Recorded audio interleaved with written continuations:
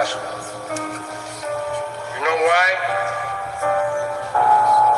You don't have the guts to be what you want to be. You need people like me.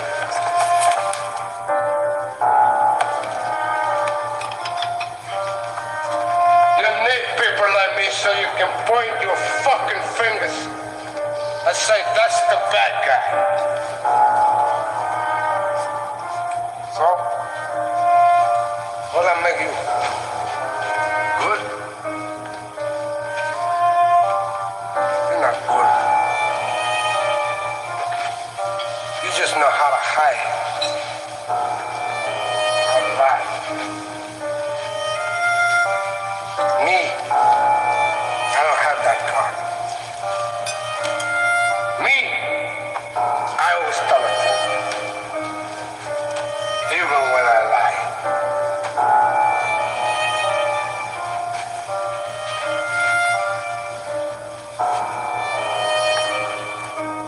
So say good night to the bad guy. Come on. The last time you're gonna see a bad guy like this again.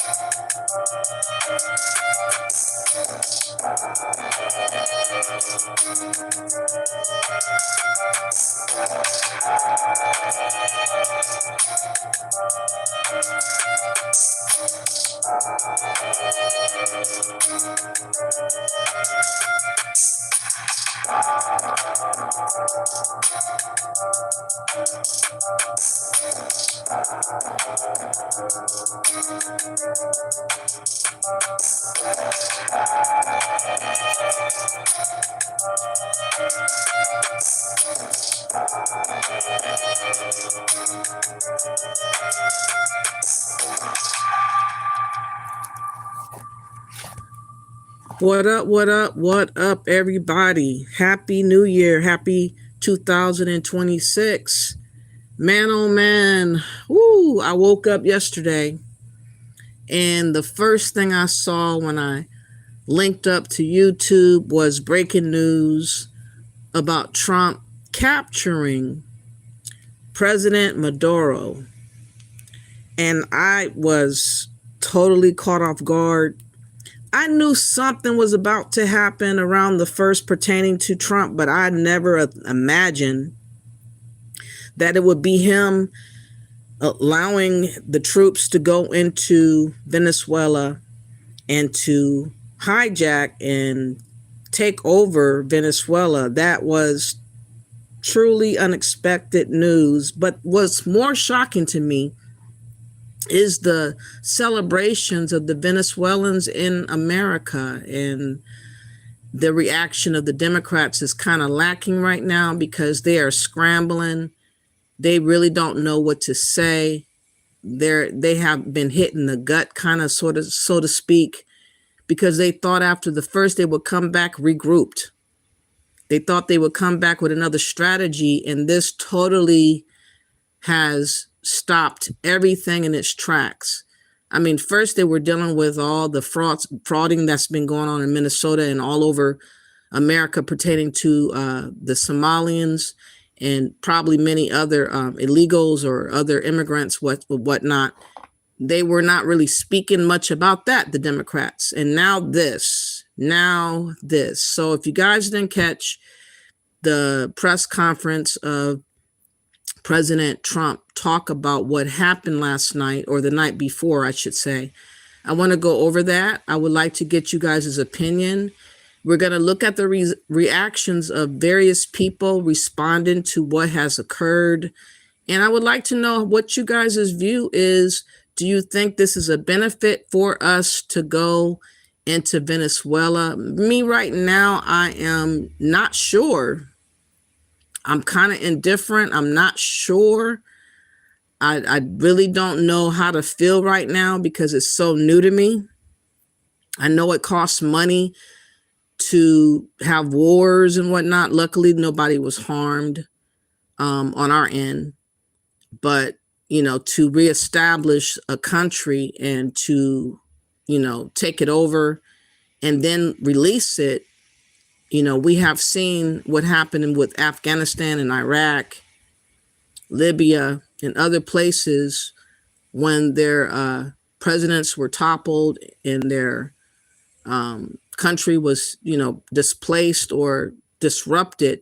And I'm not quite sure what to expect with Venezuela, but the people seem to be on the side of President Trump. And what I want to know, because the last time I checked, I thought Venezuelans were on the deportation list. Does that mean that they're not going to be deported, or does it mean that they will be happily deported now that the dictator, President Maduro, is gone? A lot of things to consider. But let's get to President Trump and what he had to say for those that did not see it all. We're going to go through that first. Fair use of all videos that I show under the Copyright Act of 1976 for commentary, research, information, education, all the above, not meaning to impose, but to inform and to enlighten us on what is going on. You got to really stay up late to keep up with President Trump, because it seems to me he doesn't sleep much and he has a whole lot of things that he has in his mind to do. And just like he broke out with the first year with all the mass deportations and everything that he did the first year when he first became the president, the 47th president, he came out like a bang, on the 2nd of January with this capturing of this leader, Maduro. So let's listen to what he had to say.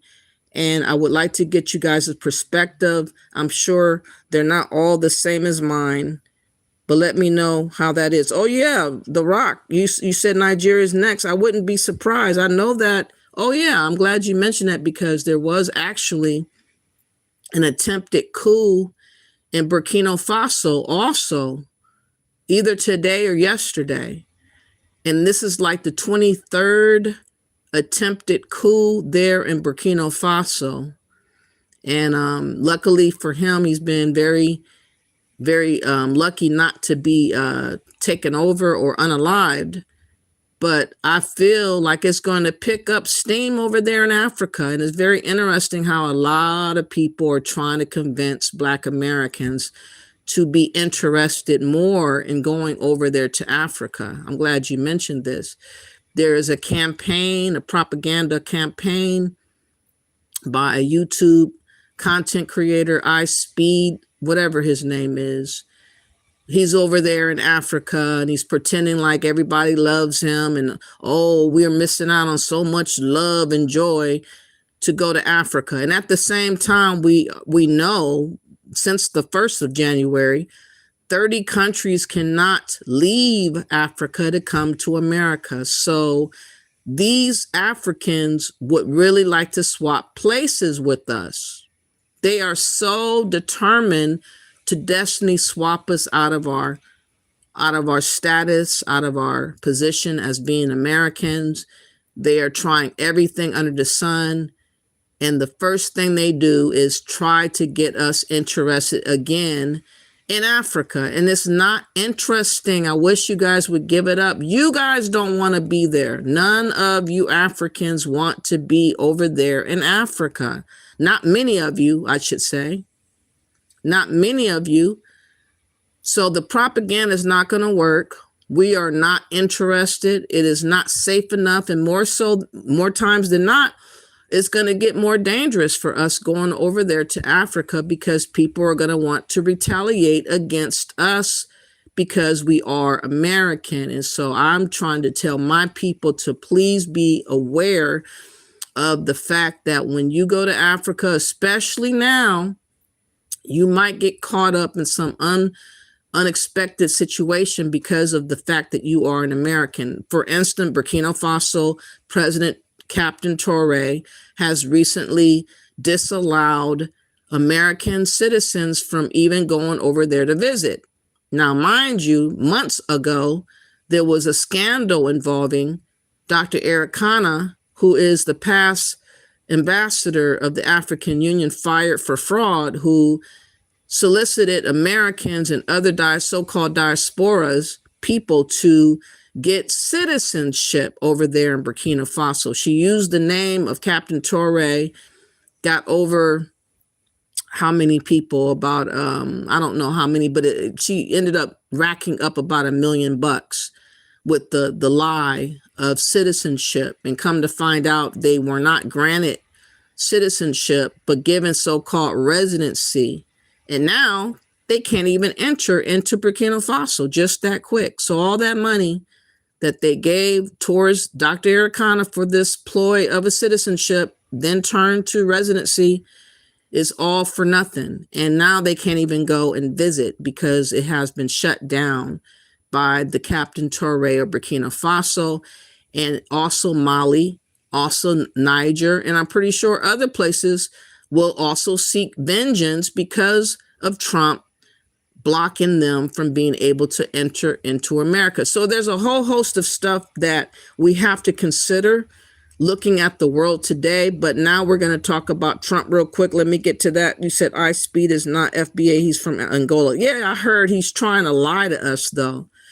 And Black Alpha Network called him out and let it be known that he is actually from Angola. So yeah, there's a whole host of people trying to trick us out of our position. They would like us to believe so much that we need to go to Africa, yet the Africans don't want to be there. And we don't want to be there either. We're not trying to go where you are like that. Like, we're good. So let's start with this video. Please hit that like button. What's up, AI Smart Cities? You said, I don't know where he is from. I show speed. He's an honorary tether. He definitely is. Let's get to this, though. Fair use, fair use, fair use. Okay, thank you very much. This is big stuff, and we appreciate you being here. Late last night and early today, at my direction, the United States Armed Forces conducted an extraordinary military operation in the capital of Venezuela. Overwhelming American military power, air, land, and sea, was used to launch a spectacular assault. And it was an assault like people have not seen since World War II.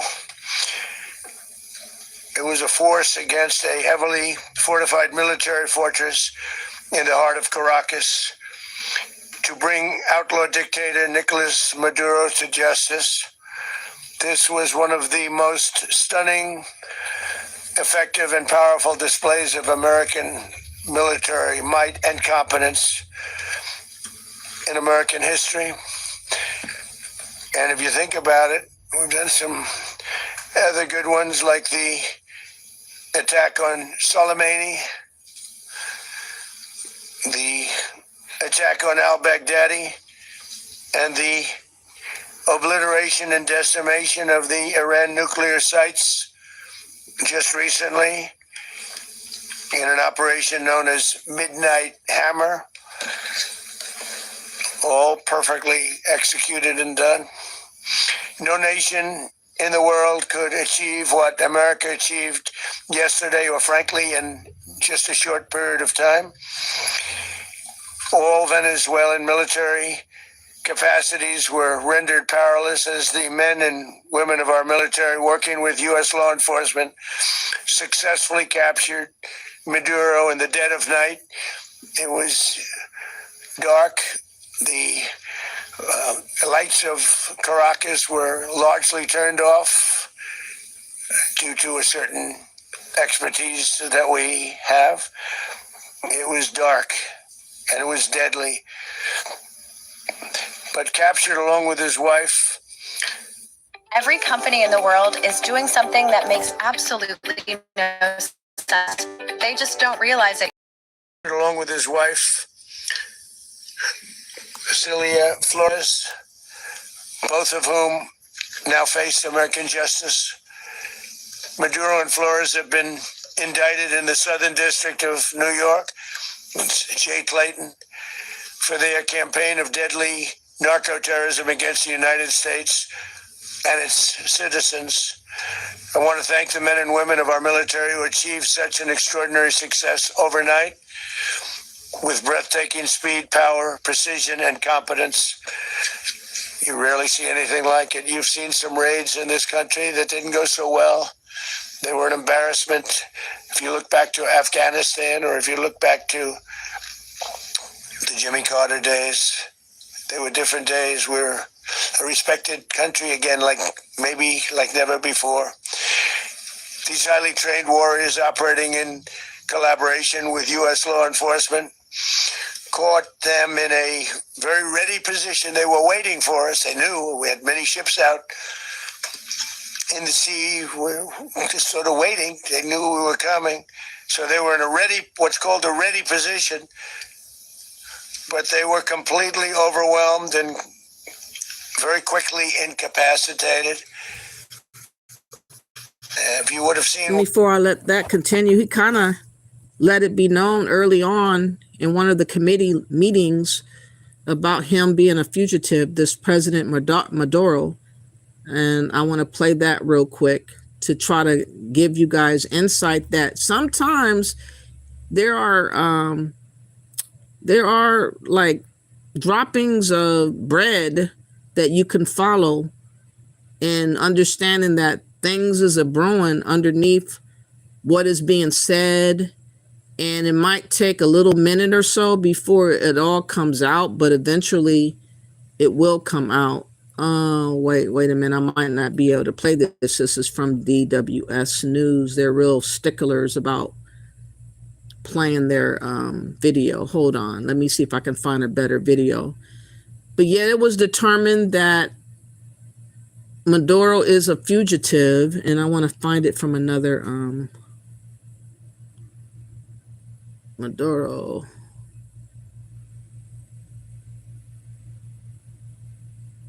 Fugitive.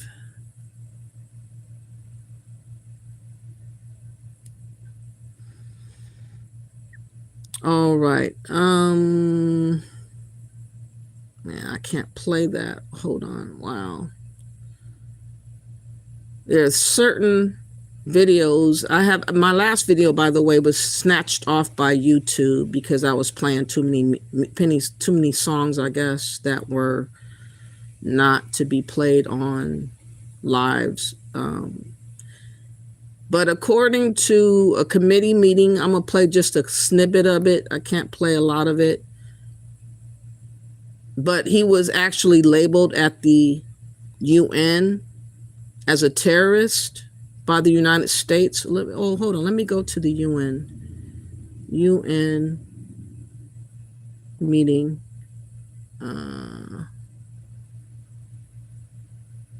UN fugitive.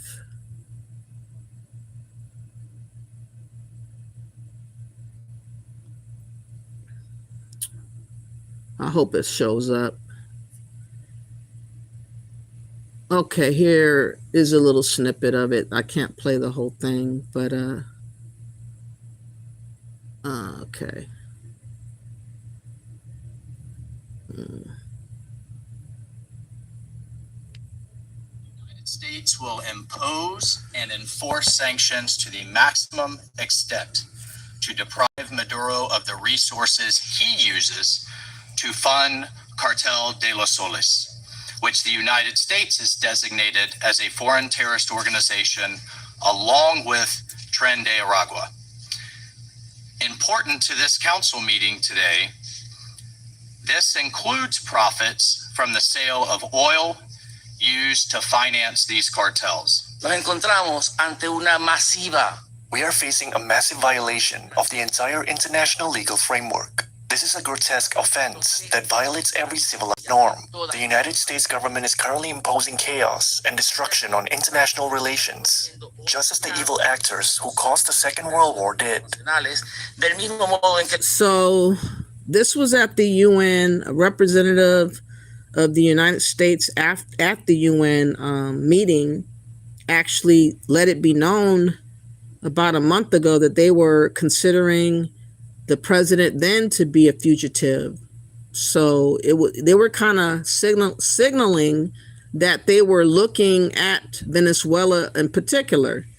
And so I don't know why we should be surprised, because, you know, we know more times than not when Trump says something, he's actually meaning what he's saying and he intends to do something about it. I don't never have heard Trump say something and it doesn't carry weight to it. I've heard a lot of other presidents say stuff and it doesn't mean anything. But when he says something, it definitely means something. And so, yeah, he was signaling about a month ago. And so let's get back to Trump letting it be known what they did and why they did it. There are a lot of people that's saying it's all for oil and, of course, colonization. But I think it's more than just that by itself. I think it's a collection of reasons of why Trump is doing what he's doing strategically. When you think about Russia and what you think about China and their influences in that corner of the world, and how, you know, he's trying to reset, I guess, the clock on as far as who has more leverage in different regions of the world. That's what Trump is doing. You've seen what I saw last night. You would have been very impressed. I'm not sure that you'll ever get to see it, but it was an incredible thing to see. Not a single American service member was killed, and not a single piece of American equipment was lost. We had many helicopters, many planes, many people involved in that fight.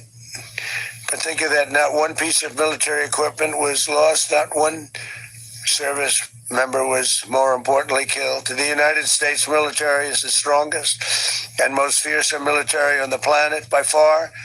With capabilities and skills our enemies can scarcely begin to imagine. We have the best equipment anywhere in the world. There's no equipment like what we have, and you see that even if you just look at the boats. You know, we've knocked out 97% of the drugs coming in by sea. 90%. Each boat kills on average 25,000 people. We knocked out 97%.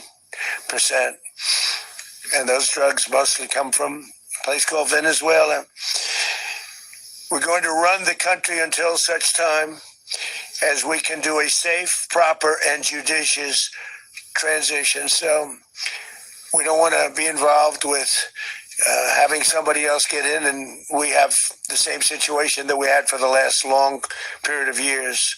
So we are going to run the country until such time as we can do a safe, proper, and judicious transition. And it has to be judicious because that's what we're all about. We want peace, liberty, and justice for the great people of Venezuela, and that includes many from Venezuela that are now living in the United States and want to go back to their country. It's their homeland. We can't take a chance that somebody else takes over Venezuela that doesn't have the good of the Venezuelan people in mind. We've had decades of that. We're not going to let that happen. We're there now, and what people don't understand, but they understand as I say this, we're there now, but we're going to stay until such time as the proper transition can take place. So we're going to stay until such time as we're going to run it, essentially, until such time as a proper transition can take place. As everyone knows, the oil business in Venezuela has been a bust, a total bust for a long period of time. They were pumping almost nothing by comparison to what they could have been pumping and what could have taken place. We're going to have our very large United States oil companies, the biggest anywhere in the world, go in, spend billions of dollars, fix the badly broken infrastructure, the oil infrastructure, and start making money for the country. And we are ready to stage a second and much larger attack if we need to do so. So we were prepared to do a second wave if we needed to do so. We actually assumed that a second wave would be necessary, but now it's probably not. The first wave, if you'd like to call it that, the first attack was so successful, we probably don't have to do a second, but we're prepared to do a second wave, a much bigger wave, actually. This was pinpoint, but we have a much bigger wave that probably won't have to do. One thing I would say, it's not necessarily making us safer here in America with all the loony birds, all the illegals that are already here on our soil. There are plenty of people that have been plotting different things, and they have been luckily discovered beforehand. But I'm pretty sure there are sleeper cells that are among us, and people are getting more increasingly upset about the power that Trump has taken upon himself. I know that the Democrats are going stir crazy right about now because they are obsolete when it comes to even being considered and listened to.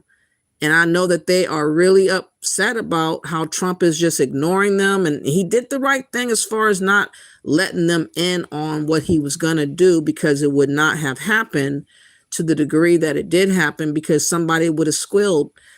Somebody would have disrupted the plan. And the Democrats are really scrambling to be recognized and to be considered as somebody to be looked upon. And everybody is pretty much done with the Democrats. Many of us are, I should say, because they're not handling the fraud allegations of what's going on in Minnesota. And they are scrambling about not knowing what to do more so now. Whatever they devised over the holiday to do has been disrupted by what Trump's done, and they're looking pretty stuck and silly right about now.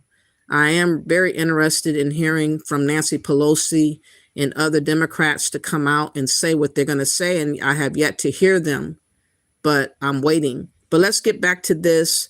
He says that he is taking over Venezuela. He says that he is going to fix the infrastructure. He is going to divvy out the oil money and whatnot to the people and also take his portion of it and all of that. So he is letting it be known that he is in control. And as soon as he feels like things are orderly, as soon as he knows that things are in control, he will release it back to the people. But that's the part that's in gray area right there, because you don't know what can happen once you do release so-called control to whoever you're going to give it to. It really depends on the people and how they're going to respond, and it remains to be seen. But he's definitely taken bold action, and he definitely is not scared. What I'll say about Trump, you can call him whatever you want, but he is not scared. He's definitely not scared. He's not bashful. And he feels in his heart of hearts he's doing the right thing. We might not understand it totally, but he has a sense of conviction about what he's doing. So like it or love it, it is what it is. Let me see what you guys have to say before I continue. Let me know your opinions at this point. I'm kind of indifferent right now. I don't know what to think, because what I'm going to show after all this is the celebrating of the Venezuelans, which really had me totally shocked. I did not expect to see Venezuelans celebrate so much here in America like they did. You said extending the United States empire is a positive. Okay. And The Rock says there will not be any more USA but the Americas. Is that what you think? Okay. And you said, I read that. And what's up, Tahanga? How you doing? You said Trump is taking care of business. He definitely is not playing. You got to give him that. Ricker says that Satan is saving a special pineapple for him. That's interesting. A special pineapple. Okay. And none of this martyrs. He reads like a third grader. You think so? And Ricky says the president cannot even read. His eyes might be a little bit harder now to read. He's older now, you know. And Sanaka says madness. Patrick says greatest president ever. He's a real American leader, period. I'd rather have him than Biden. I'm not going to lie, Patrick. At this point, what we had and what we got right now, I'm not I felt really puzzled and confused 4 years ago. I really was not in the right mind that I am in now. I mean, things are still going on with Trump, but he moves as a real man supposed to move, and he's moving with purpose, and he seems to have a plan, and he is got everybody on notice, whether you like it or not. Everybody is on notice, and people are not playing with us no more. So that's kind of a good thing, to kind of like put people where they should be, respectful more, and looking to us to figure out what we're about to do. Maria says President Trump is a genius. Okay.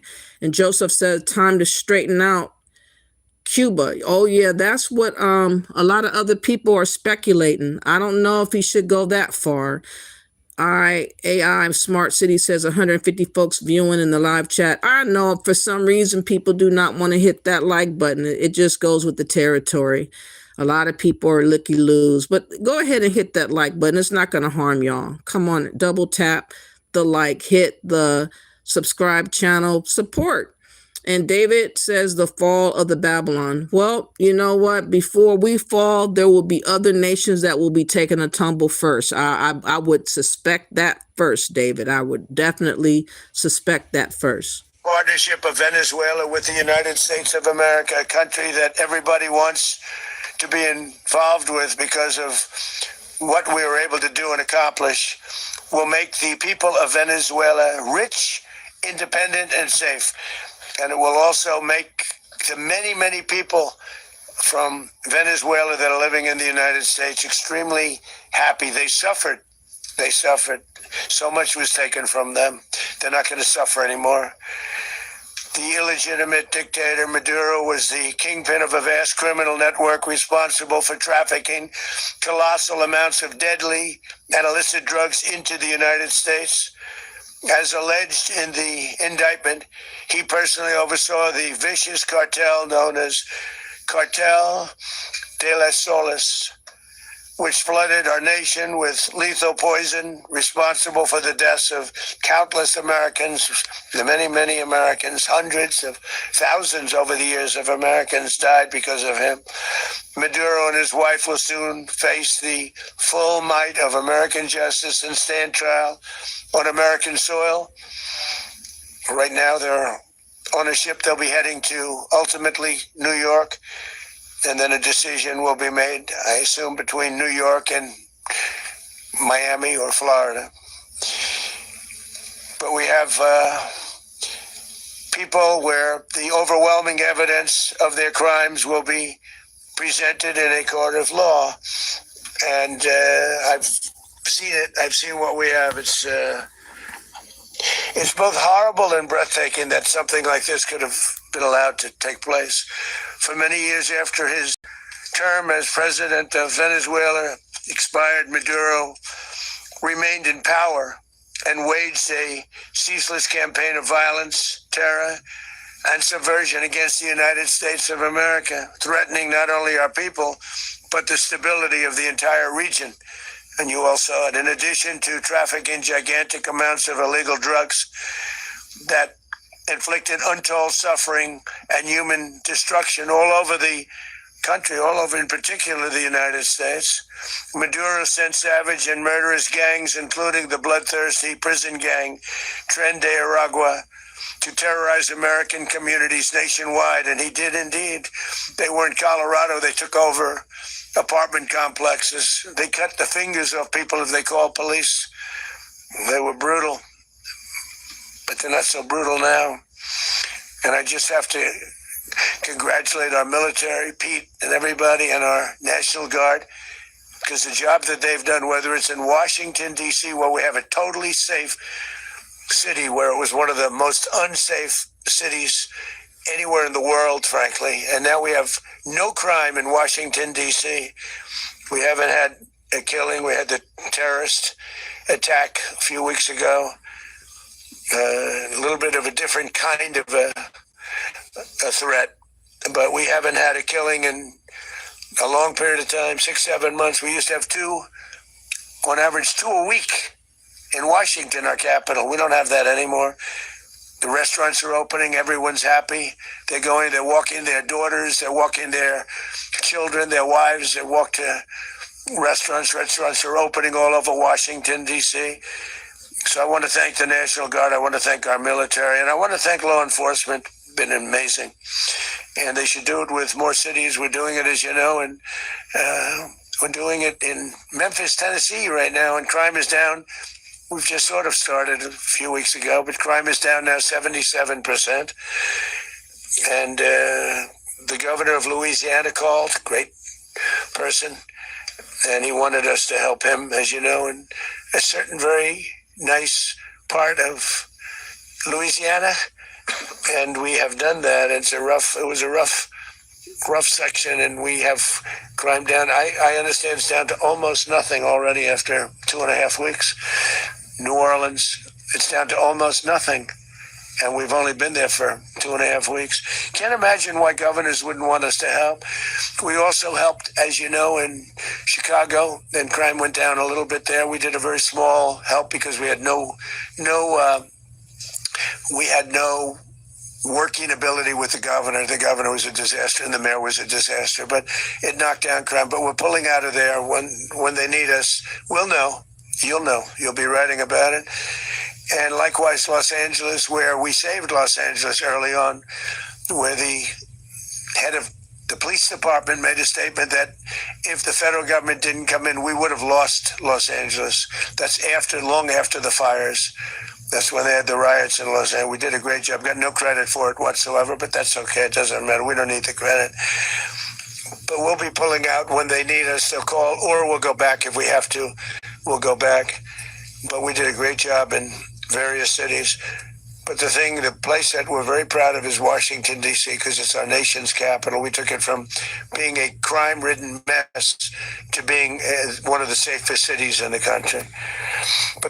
But y'all know, as I know, that America was really in disarray before Trump came into office, and it was literally being taken over, flooded by different illegals from all over the globe, including Venezuela. And it was a sore eye to see Venezuelan gang members take over apartment complexes in Colorado and all other things, bringing in drugs and having gangs here and just doing the most. It was truly embarrassing for America to be looked upon as being that vulnerable. And I think that in totality, maybe Trump looked at all the things that we have been looking like, and he wanted to reverse that look. He wanted to set a different standard. And like I said, not a month ago, I misspoke, but according to this, hold on, I just messed up here. Let me go back. According to Vertex Live, there was an emergency UN meeting whereby the United States at the time mentioned that the president Maduro was not being looked upon as being recognized. So I want to play that because I wasn't able to play it on the first video. I found a better video, but I want you guys to kind of see the process of what was going on. Maybe we can make more sense of why Trump is doing what he's doing by what followed beforehand. And as we know, Venezuela was kind of cozy up with Russia and China. And I believe that has to do a lot with what Trump's doing. Thank you, President. I thank the representative of China for the statement, and I give the floor to the representative of the United States. Thank you, Mr. President. Let me begin by stating and reiterating the United States does not recognize Nicolas Maduro or his cronies as the legitimate government of Venezuela.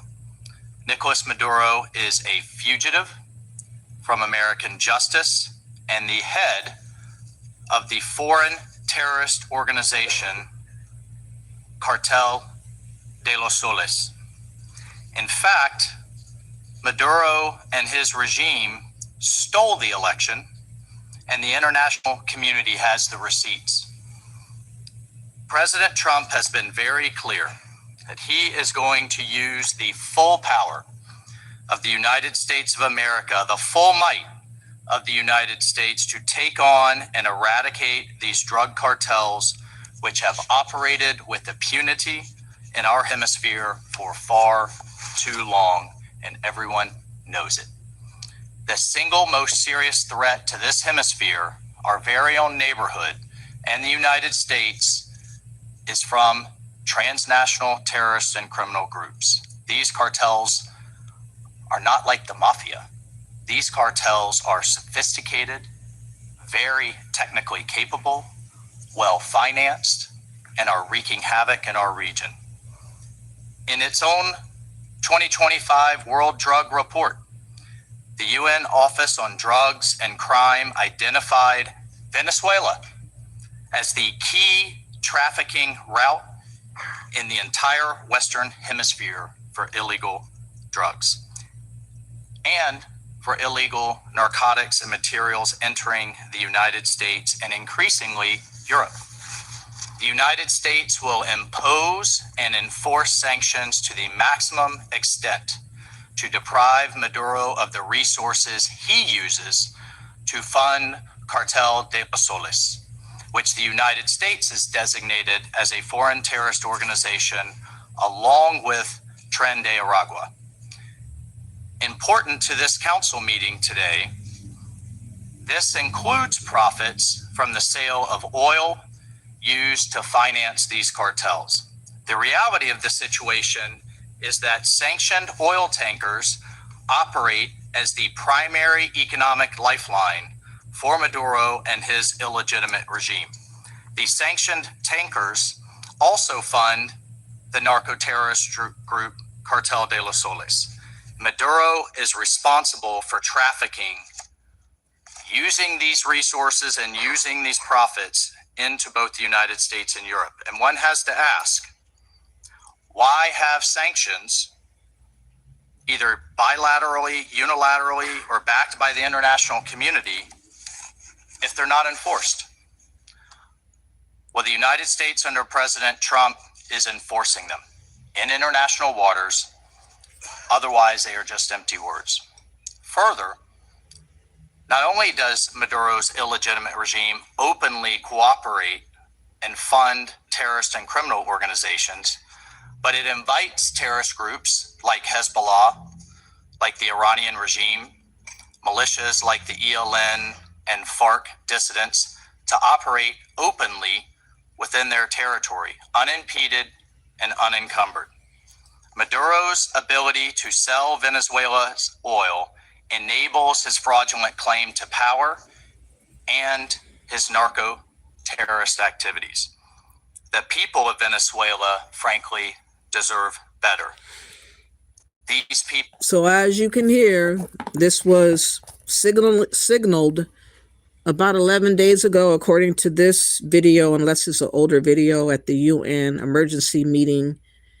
It was, it says, United States issued a blunt warning to the Venezuela during an emergency United Nations Security Council session, insisting sanctions must be enforced and rejecting any recognition of Nicolas Maduro as the country's legitimate leader. Speaking on December 24th, U.S. officials accused the Maduro government of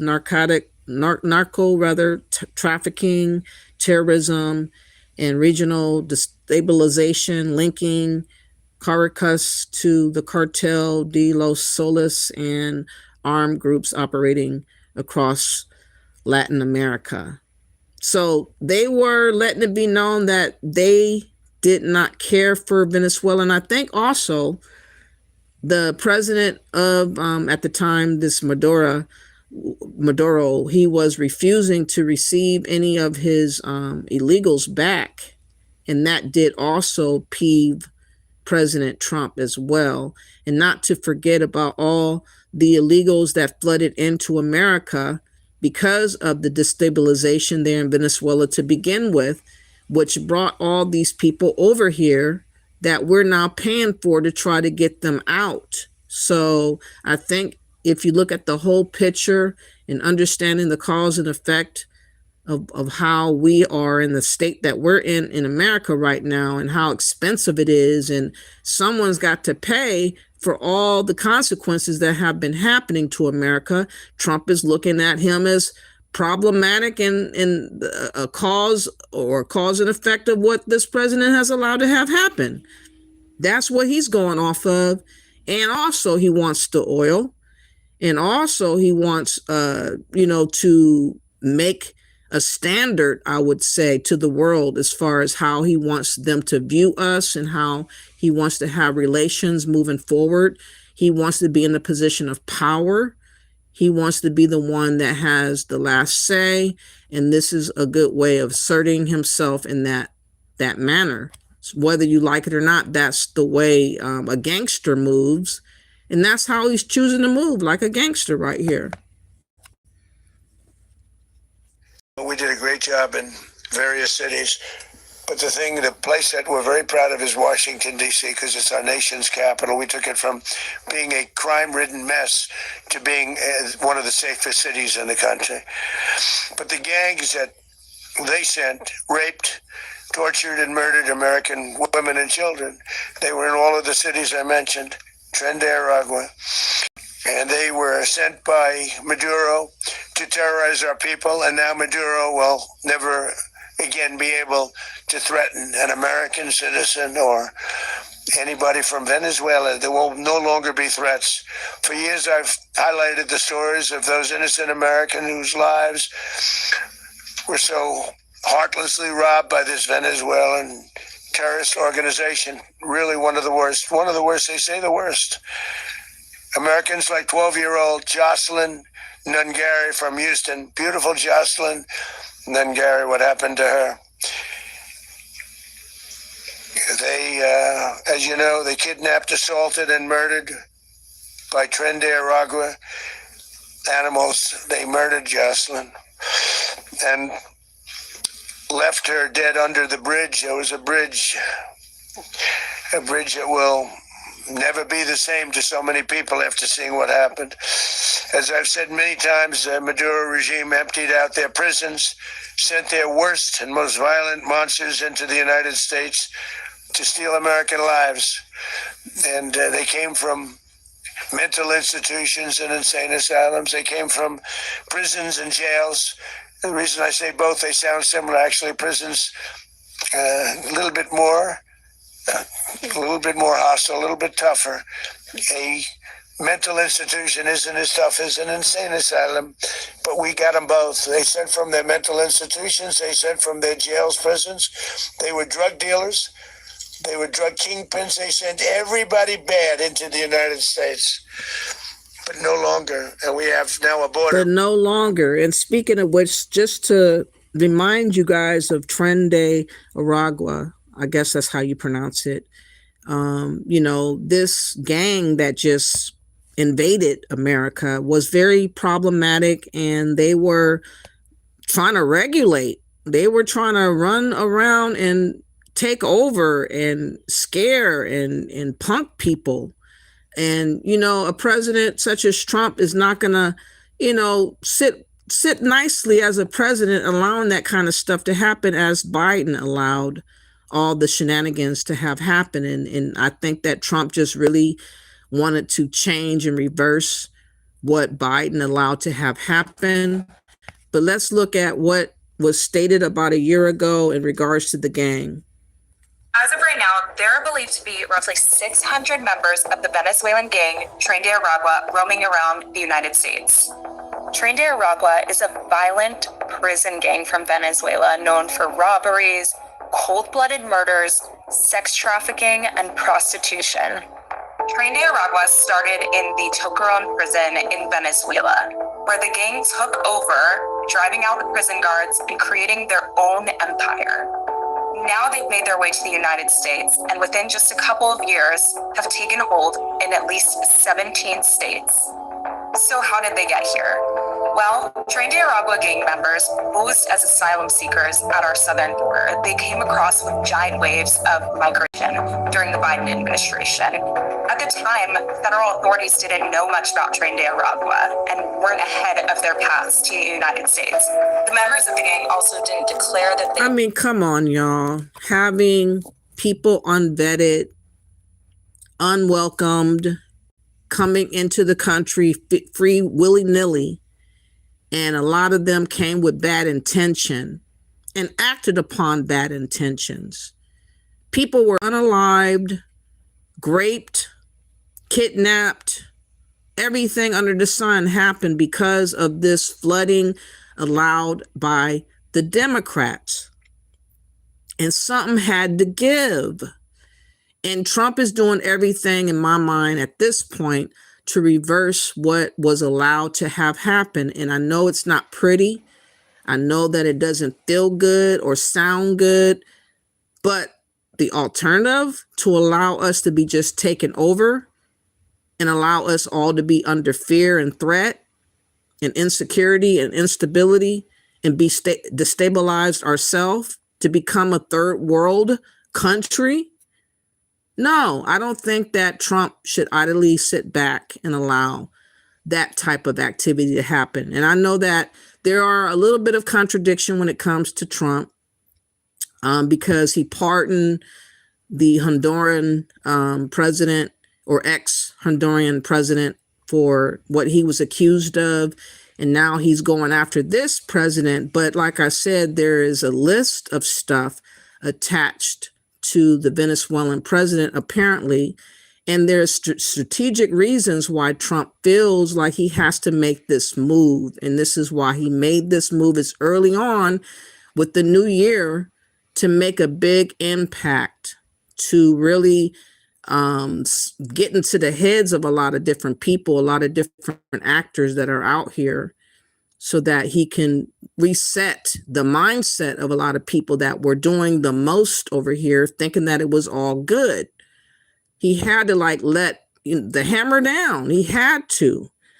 And like I said, if y'all have an issue with it, you should start with the people that are celebrating. The Venezuelans, which I will show in a little bit, are happy as a lark. They're dancing in the streets. They're crying. They're praising Trump. Okay, so if y'all feel some kind of way, y'all need to start with the people on why they feel so relieved that this guy is gone. Were part of it. And they also didn't have the gang's signature tattoos when they crossed, which include a 5-point crown, a rose, and a clock signifying how much time they've spent in prison back in Venezuela. Those members also recruited within the United States with those migrant populations. They went into migrant shelters in New York City, for example, and they started to recruit more members who had arrived with those waves. So along with New York City, these migrants had settled in sanctuary cities, and they found their way there because they knew that it would be an easy place to start to unleash crime. And they knew that if they had been arrested, they would also be released likely. Also in the Big Apple, they've established gun smuggling rings in those migrant shelters. They've created snatch and grab moped gangs, and they've also engaged in sex trafficking along Roosevelt Avenue. Tren de Aragua, which is also known as TDA, has also set up shop in places like El Paso, Texas, where they've created smuggling rings across the border, Aurora, Colorado, where they've taken over apartment complexes and unleashed violent crime, and even now in North Dakota. You may have also heard of some of the members of the Venezuelan gang and some of their crimes in the United States. One of the most well-known is the killing of Laken Riley. Her killer, Jose Ibarra, is a Tren de Aragua member, as first identified by the Post. It is also believed that the two alleged killers of 12-year-old Jocelyn Nungare in Houston, Texas earlier this year are also gang members with Tren de Aragua. What makes them different from other gangs is that they operate more like a cartel. That's according to sources that we've talked to. Those sources say that a concerning element of all this is that even as they come into the country now and move about committing crimes all over the U.S., there's still a challenge for law enforcement. They're bouncing from town to town, and they're unleashing crime in areas they know. And it's a challenge because they're not known of who they are. They're not a part of a database. They don't have their DNA somewhere stored. They are just freed agents running amok with all these inclinations to do harm to people, to do whatever they desire to do. And Trump wanted to give an example, set a standard as to what is expected moving forward here and abroad when relating to America. And he had to, in my opinion, I'd rather have somebody that's got conviction to correct stuff versus not have any conviction at all. So let's go back to Trump. I understand that people feel some kind of way, but like I said, y'all got to explain to me why the Venezuelans are so happy about why this president, Maduro, is gone. Like, start there. If you guys have a complaint, start there. A lot of other people are so emotional, especially the Democrats, but it's not matching up to what the people themselves are saying. The people themselves are saying they're so relieved, and it's making the Democrats, I'm sure, look silly and feel stupid. Okay? We have now a border where nobody gets through. In addition, Venezuela unilaterally seized and sold American oil, American assets, and American platforms, costing us billions and billions of dollars. They did this a while ago, but we never had a president that did anything about it. They took all of our property. It was our property. We built it. And we never had a president that decided to do anything about it. Instead, they fought wars that were 10,000 miles away. We built Venezuela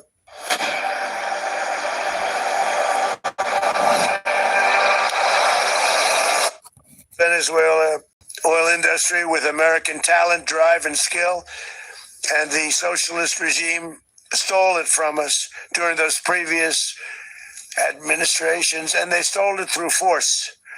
This constituted one of the largest thefts of American property in the history of our country. Considered the largest theft of property in the history of our country.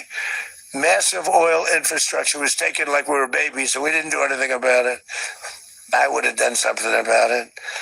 America will never allow foreign powers to rob our people or drive us back into and out of our own hemisphere. That's what they did.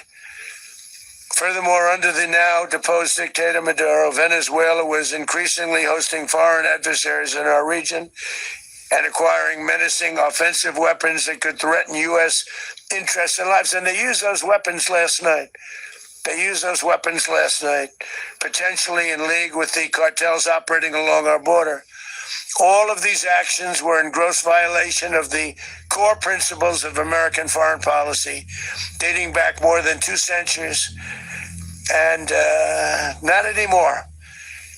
All the way back, it dated to the Monroe Doctrines.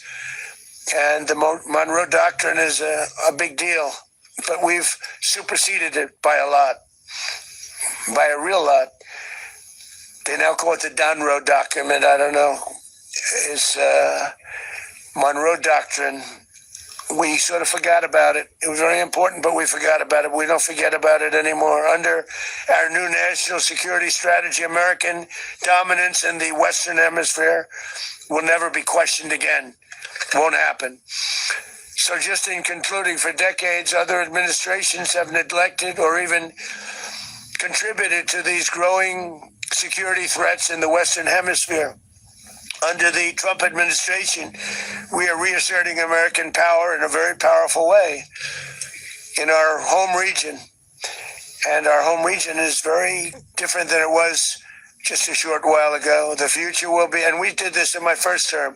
We had great dominance in my first term, and we have far greater dominance right now. Everyone's coming back to us. The future will be determined by the ability to protect commerce and territory and resources that are core to national security. These are core to our national security. Just like tariffs are, they've made our country rich, and they've made our national security stronger than ever before. But these are the iron laws that have always determined global power. And we're going to keep it that way. We will secure our borders. We will stop the terrorists. We will crash the cartels, and we will defend our citizens against all threats, foreign and domestic. Other presidents may have lacked the courage or whatever to defend America, but I will never allow terrorists and criminals to operate with impunity against the United States. This extremely successful operation should serve as warning to anyone who would threaten American sovereignty or endanger American lives. Very importantly, the embargo on all Venezuelan oil remains in full effect. The American Armada remains poised in position, and the United States retains all military options until United States demands have been fully met and fully satisfied. All political and military figures in Venezuela should understand what happened to Maduro can happen to them, and it will happen to them if they aren't just fair, even to their people. So he let it be known that it might not be over. This might be the beginning of many other takeovers that Trump may see fit to do. Or he might just be letting it be known so that they can correct themselves or get some get right or stop doing what they think they can get away with doing. It's like a catalyst. It's like a trigger to cause a different type of reaction versus what's been going on. And he's saying these strong words. So I would suggest whoever's out there like Colombia, Cuba, and other places that may be partaking in drug peddling and other crimes that's being brought to America, they might want to watch their back. they might want to watch their back. Delco Terrell says, who are drug sales proposing to? I don't know what you mean by that. And what's up, David Charles Worth? Thank you for coming through. And Dialect says, I guess the no kings thing has to be called off now, as long as release Maduro is the new thing. Oh, wow. I just cannot believe that they capture a president and brought him to America like it was nothing but a chicken wing. Like, he is literally in New York right now, and his wife.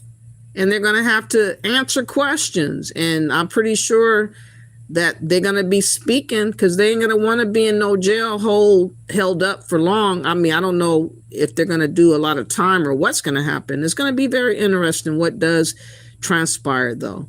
Hear that sniffle? That man loves Venezuela's snow. No, he is not. He is an advocate away from drugs. One thing I would say about Trump, he always preaches and teaches not to ever touch alcohol or drugs. He's always said that.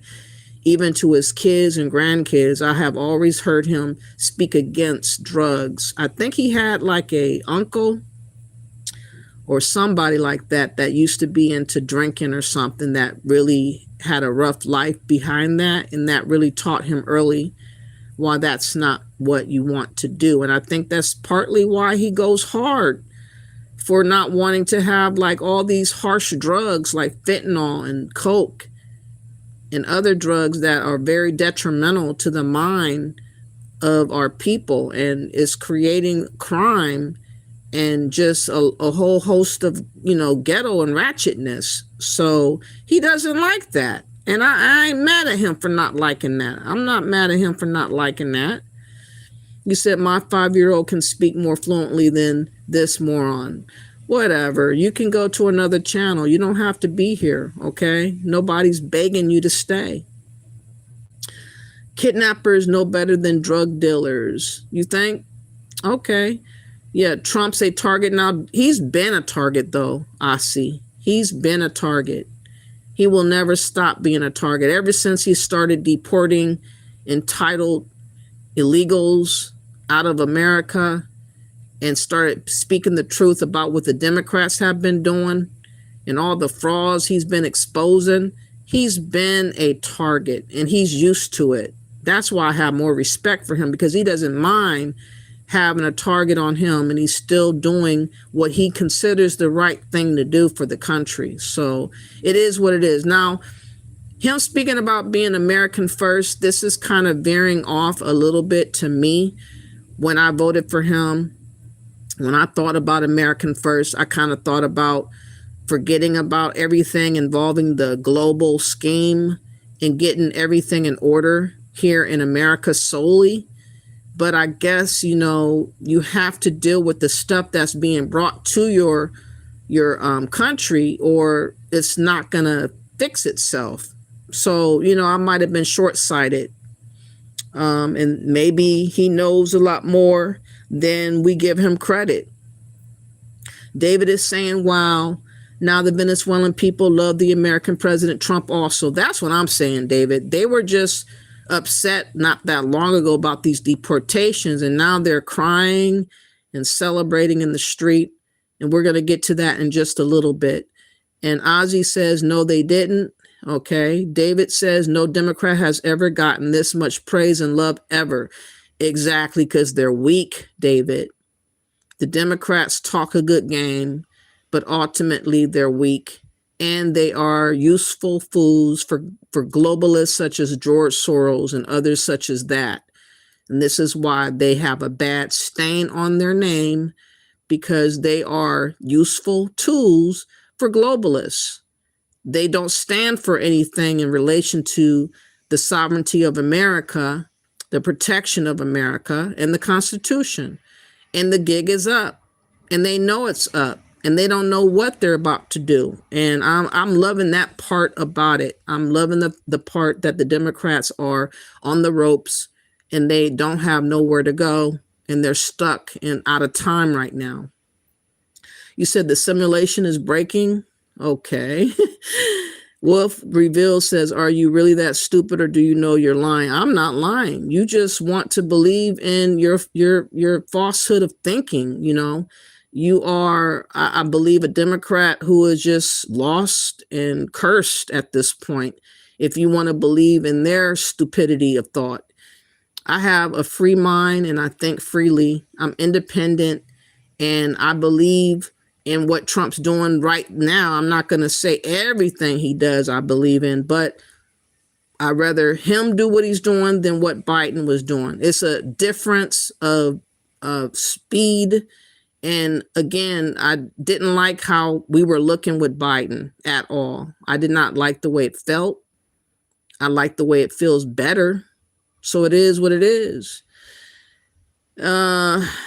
All right, Caroline, you can say that, whatever. Daryl says, this is fact.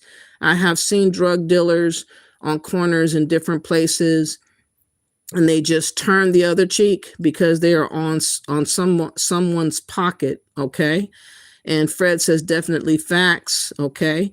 Catch, Base, Be Happy says, we never asked for them. They didn't ask us. Delco says, I can't stand willy-nilly narcos, okay?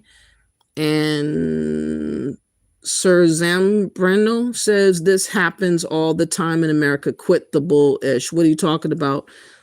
Okay, and Papa Tunuka says, a woman president couldn't cause a war or allow people to suffer with COVID-19.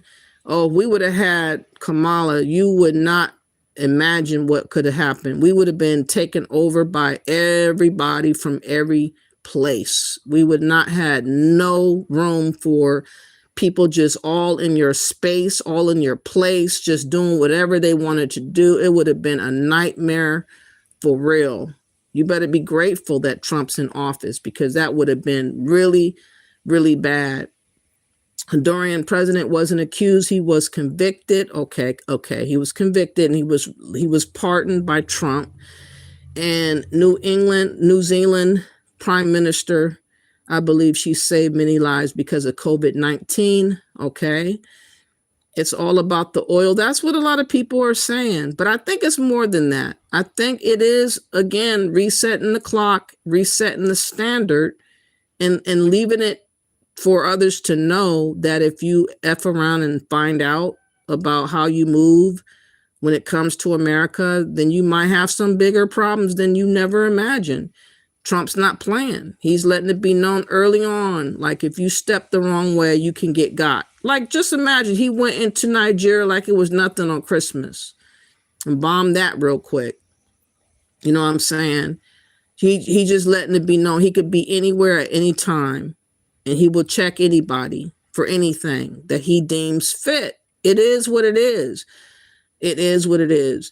And Daryl Pitt says they think Trump is going to send him some of his billions. Okay. Ozzy says January 6th wasn't a riot. Okay. It was a Fed surrection.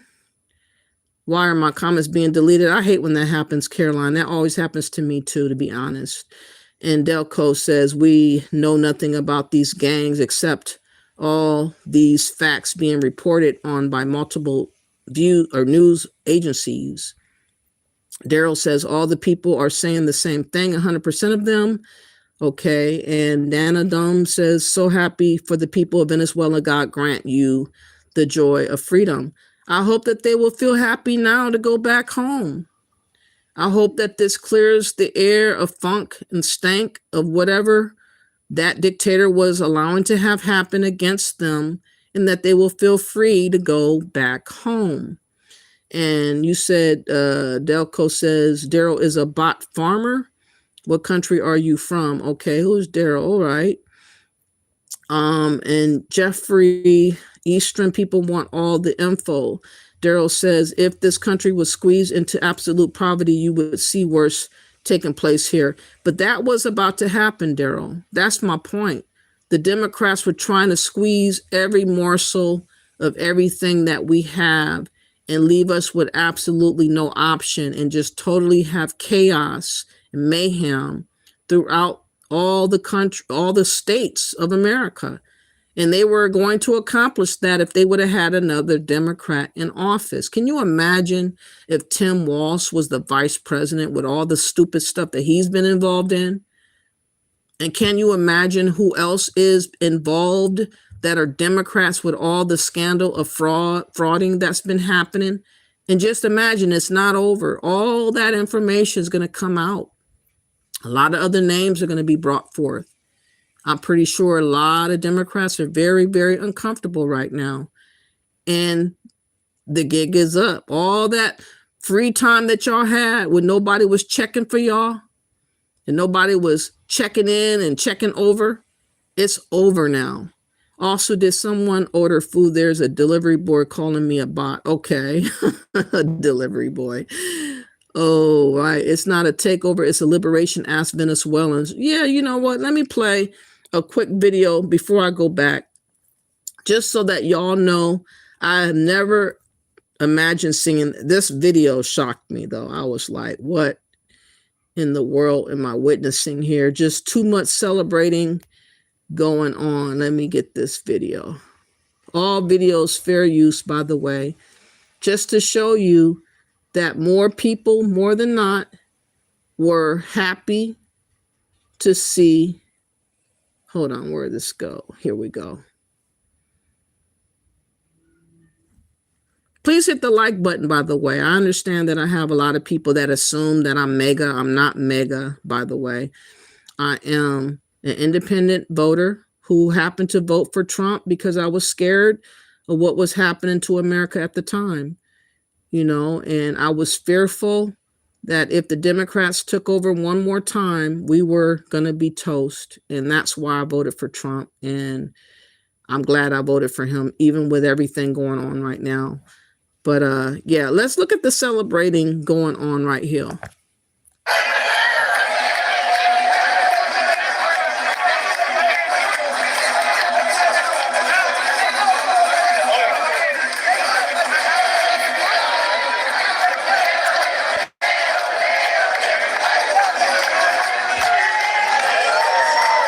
Those people look like they worried about their president, so-called president, being ousted.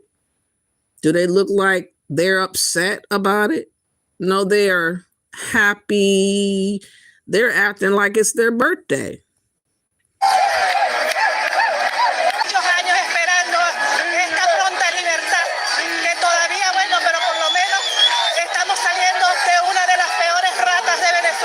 Gracias al gobierno de Trump por esta libertad que nos está brindando. De alguna manera se convierte junto a Edmundo González y a María Corina Machado en los libertadores de Venezuela. Yeah, well, that's got to be a pretty sobering reality check if you're one of these stupid communists, because they've spent so much political capital and energy trying to build this coalition of the non-whites and the third worlders. Hey, we all have to unite and resist against Western imperialism and American capitalism. And that's exactly what it feels like. It feels like the Democrats are linked up with the globalists and the third worlders, people that are from all over the world, and they join hands with all of them against the Americans here on the soil.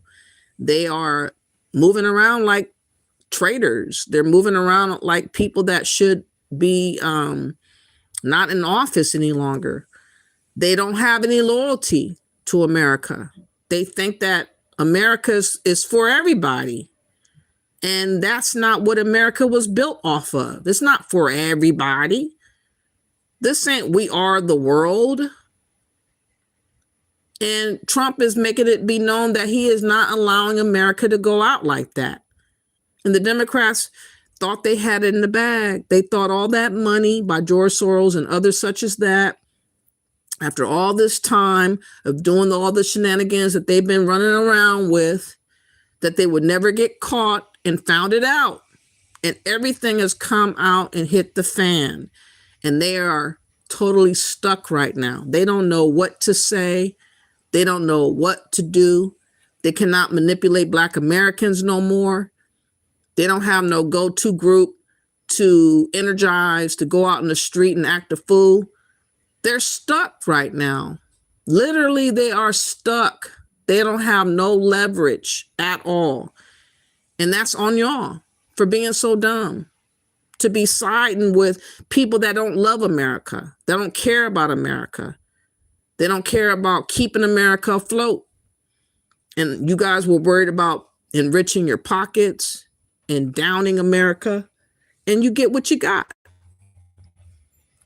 And then you find out this is how the Venezuelan people actually feel. Turns out all along, it was not CIA propaganda. Maduro really was just that unpopular. And after all, that shouldn't be all that surprising, because at the end of the day, people just don't like living in failed states, right? They don't enjoy having 200,000% inflation, grocery stores with empty shelves, and mass crackdowns as a result of the government getting defensive about it. That's just not a good thing that people actually enjoy.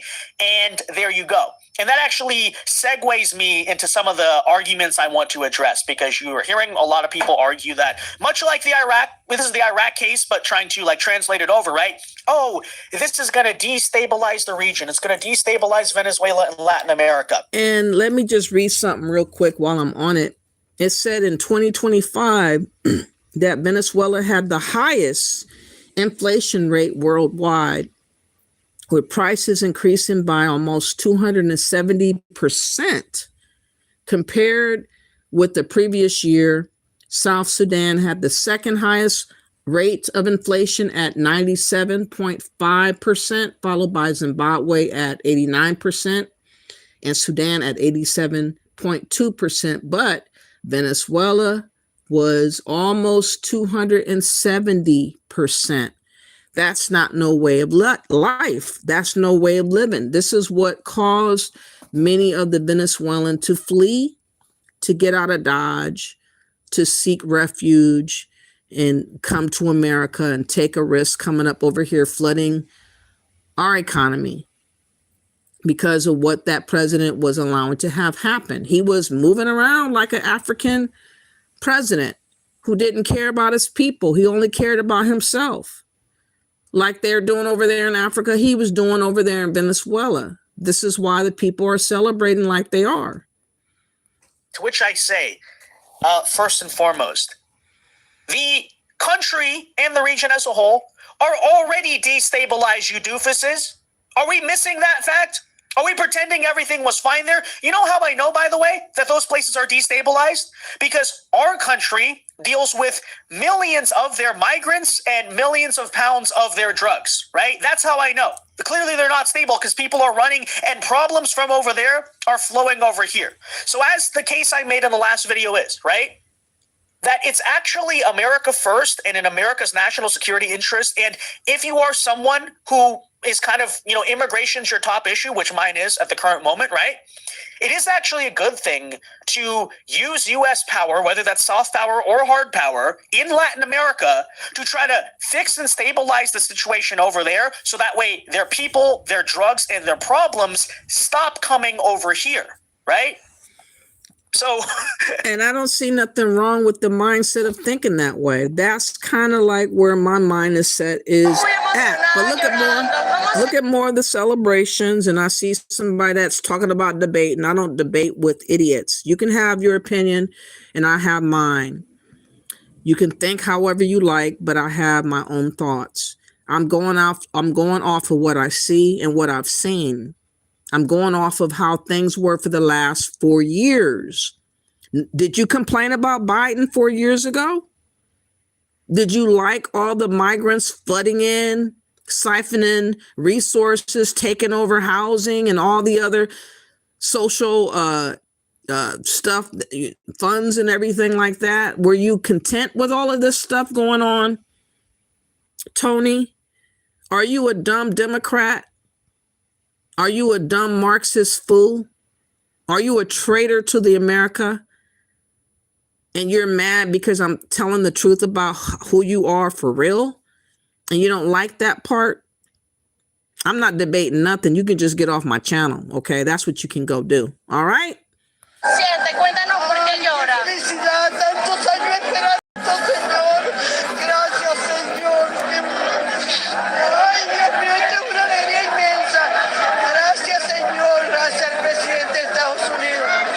Nosotros Now, this is a woman that is in America acting like this, getting all emotional like this. Okay, I don't know how long she's been in America, but she feels very strong about her president being ousted and how happy she is. Apparently, they were not living too swell over there in Venezuela. Apparently, it was not cool to be a Venezuelan over there in Venezuela. Okay? Cómo he sufrido, cómo no han hecho daño, cómo han matado a mis hermanos. Ay, esto ha sido horrible, mira. ¿Cuántos años tiene usted aquí en los Estados Unidos? ¿Hace cuánto se fue de Venezuela?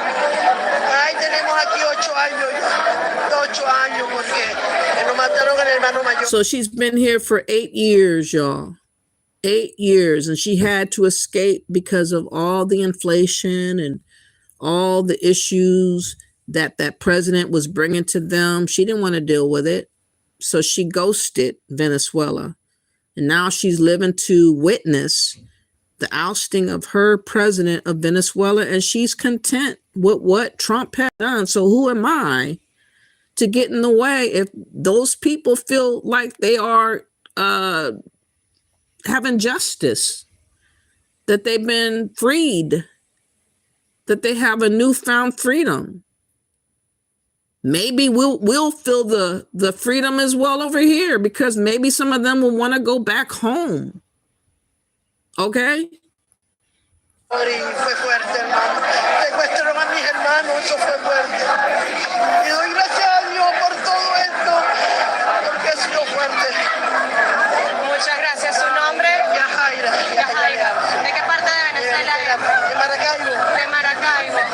¿Y qué le dice a las personas que están viendo en este momento toda esta emoción de los venezolanos, a los venezolanos que han sido el centro de atención de las noticias, tanto por lo que ocurre en Venezuela como por el éxodo de los venezolanos, los migrantes venezolanos? Fuerza, que sí se puede, que tuviera paz y fe, como yo tengo 27 años esperando esto, que sí se puede, que tengan la esperanza de todo, que vamos a ser un país libre, próspero y que todos vamos a salir a disfrutar este momento. Señora que no ha parado de llorar desde que llegó, viene en pijama, como lo pueden ver, todavía ya está.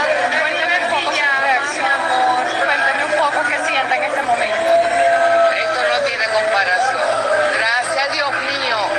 Gracias, Dios. Me arrodillé y lloré en mi casa por esto. Es un milagro. Muchas gracias. Por aquí también vemos parte de la juventud venezolana en lágrimas, porque hace rato sonaba una canción en la que todos nos pusimos prácticamente a llorar aquí en el paso del lugar. Cuéntame qué se. Mucha emoción, el ambiente es impresionante y el ambiente te cautiva, y uno estar en el momento y tener esto como una experiencia única en la historia es increíble. ¿Cuántos años tienes? 19. ¿Parte de tu vida o tu vida entera la has vivido ya esperando que esto suceda? ¿Cuántos años tienes viviendo aquí en Estados Unidos? Tenía 11 años. ¿Tus padres en dónde están? Disculpa. ¿Tus padres están aquí contigo? Sí, mis padres están acá. Ellos vinieron. Mi papá fue alcalde de la oposición y fue perseguido político, y bueno, él vino para acá para simplemente huir y que nosotros tengamos una buena educación. Y es muy loco que de un día para otro, yo a las 2 de la mañana parado, de la nada veo un video, y después veo otro video y dije, está pasando en realidad. Es muy surreal, pero lo que hay que disfrutarlo. All right. So a young man such as him, 19 years old, been in America since 11, and he is celebrating with everybody else about the ousting of their leader, President Maduro, and he feels very glad to be in the presence of what he's witnessing. So, you know, I know that people just don't like the way that Trump is doing stuff without other people like overseeing over what he does.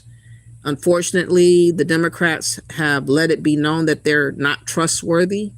Unfortunately, There probably was a time long ago when the Democrats were just as trusted, and you can fill them in with everything that's going on, but you can't do that now. They are totally against anything pertaining to the sovereignty and protection of America. None of them can be trusted. I don't know not one Democrat that I have faith in, and that's the truth.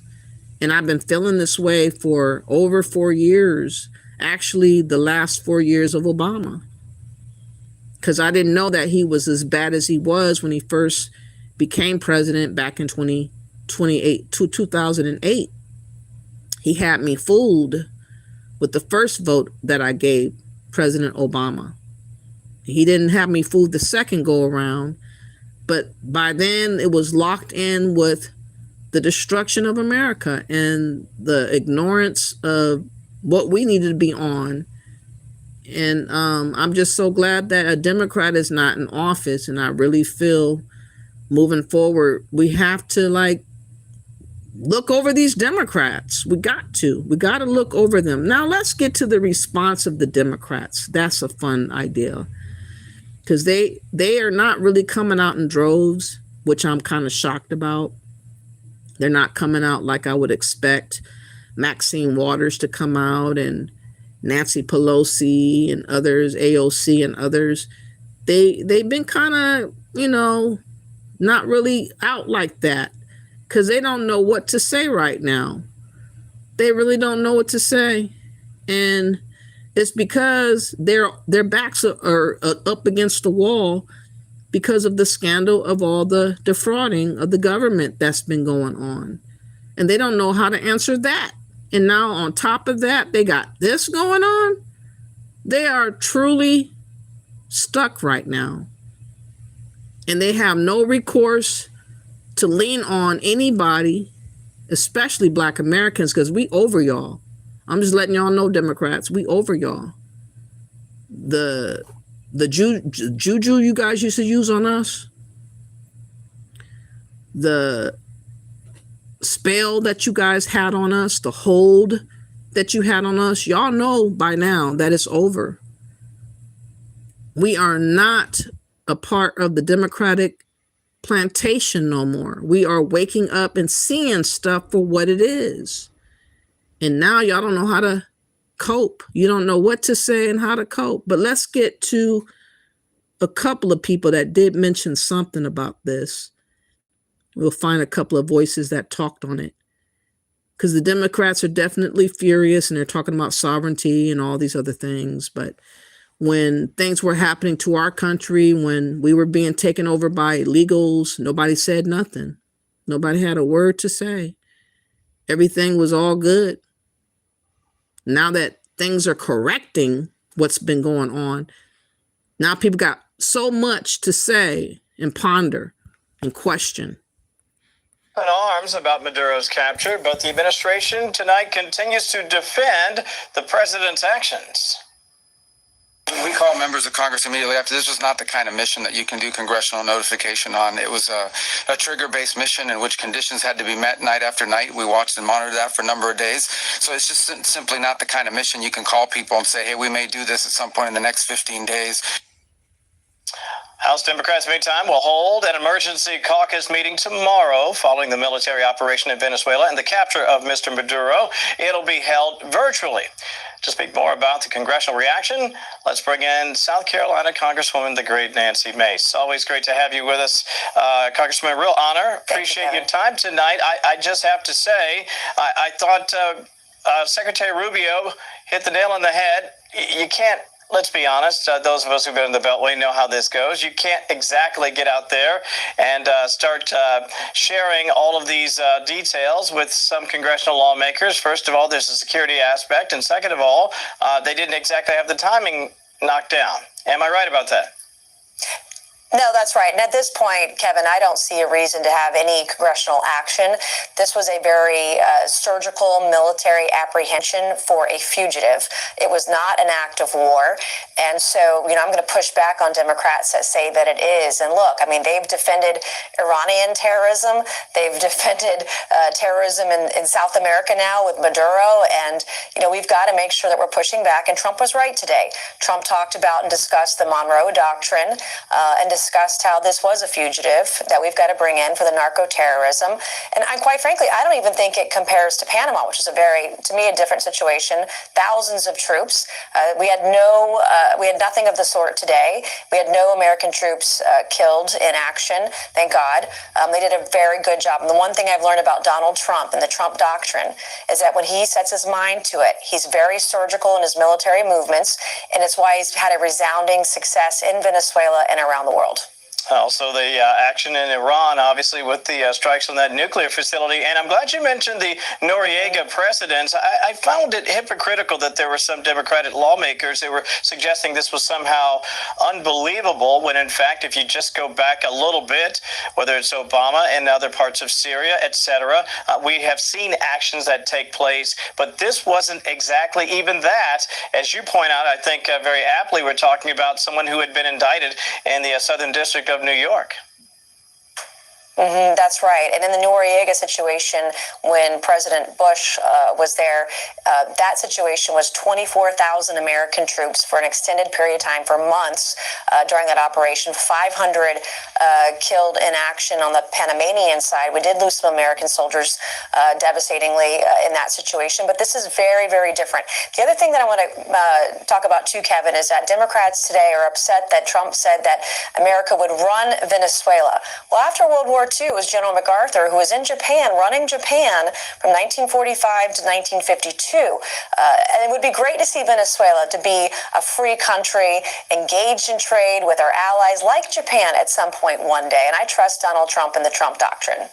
You know what, and you make an excellent point, because if you think about it, especially when you listen to the denizens of that great nation, they frankly want the person who actually won the election to be the leader of that country. But in the interim, this is a power vacuum that the president pointed out today that the United States will try to help fill until they can again make a stable, peaceful, and judicious transfer of power in Venezuela. Very quickly, I did want to get your take on this, and that is when you're talking about the power vacuum. This is a delicate circumstance, is it not, for this administration? How do you go about making sure that you put the person in leadership there that the people want, but also don't end up back in a situation where you have someone who wants to play footsie with terrorism and narco-terrorism?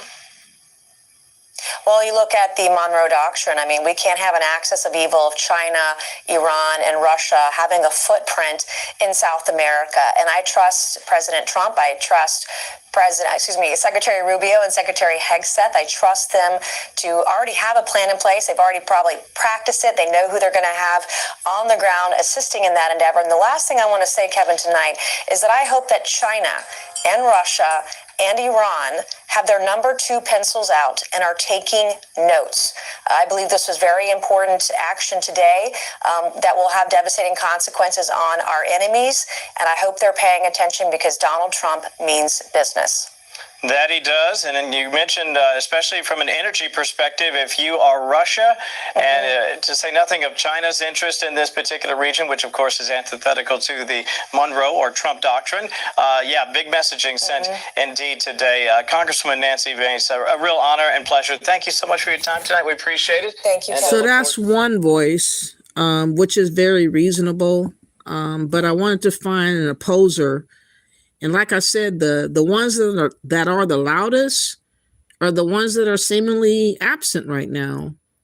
But there is one Democrat. I think he's kind of popular. Let me find that video.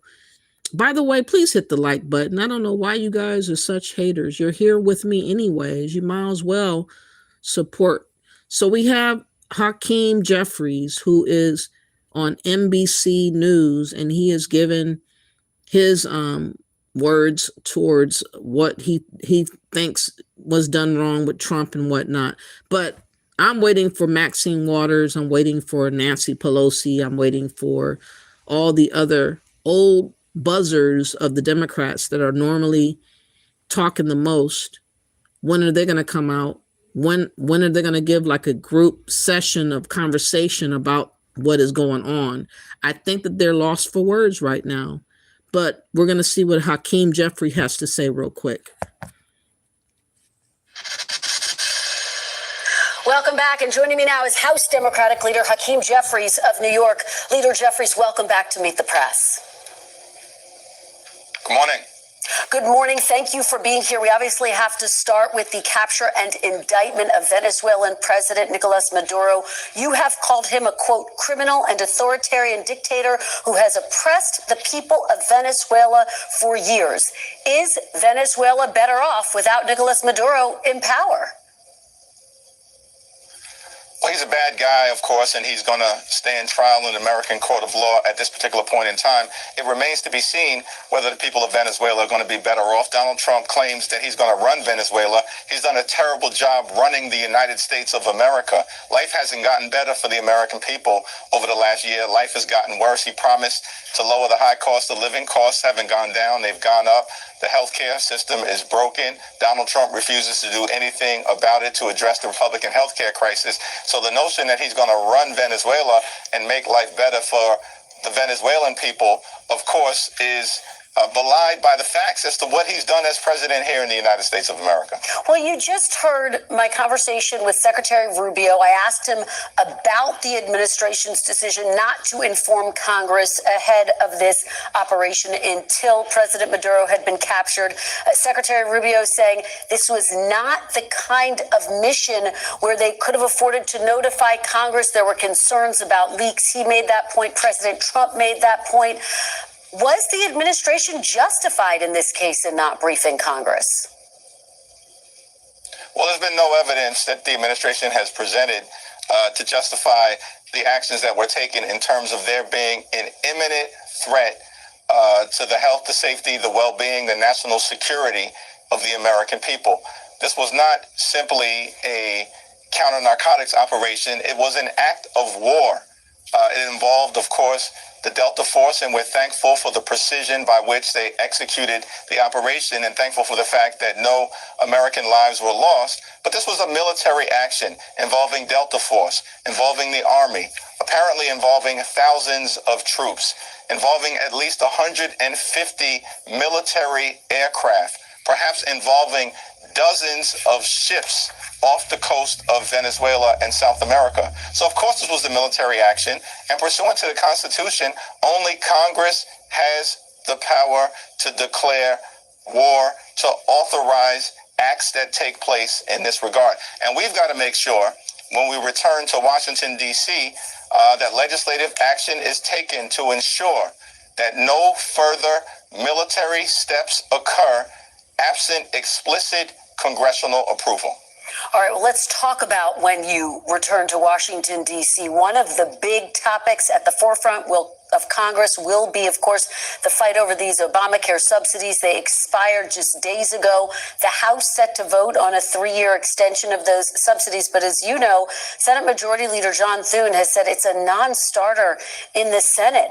Why are you putting forward a bill that has absolutely no chance of passing the Senate? Well, let's take it one step at a time. We've got to make sure that a straightforward extension of the Affordable Care Act tax credits passes out of the House upon our return next week so we can protect the health care of tens of millions of Americans who are about to experience dramatically increased health insurance premiums, copays, and deductibles.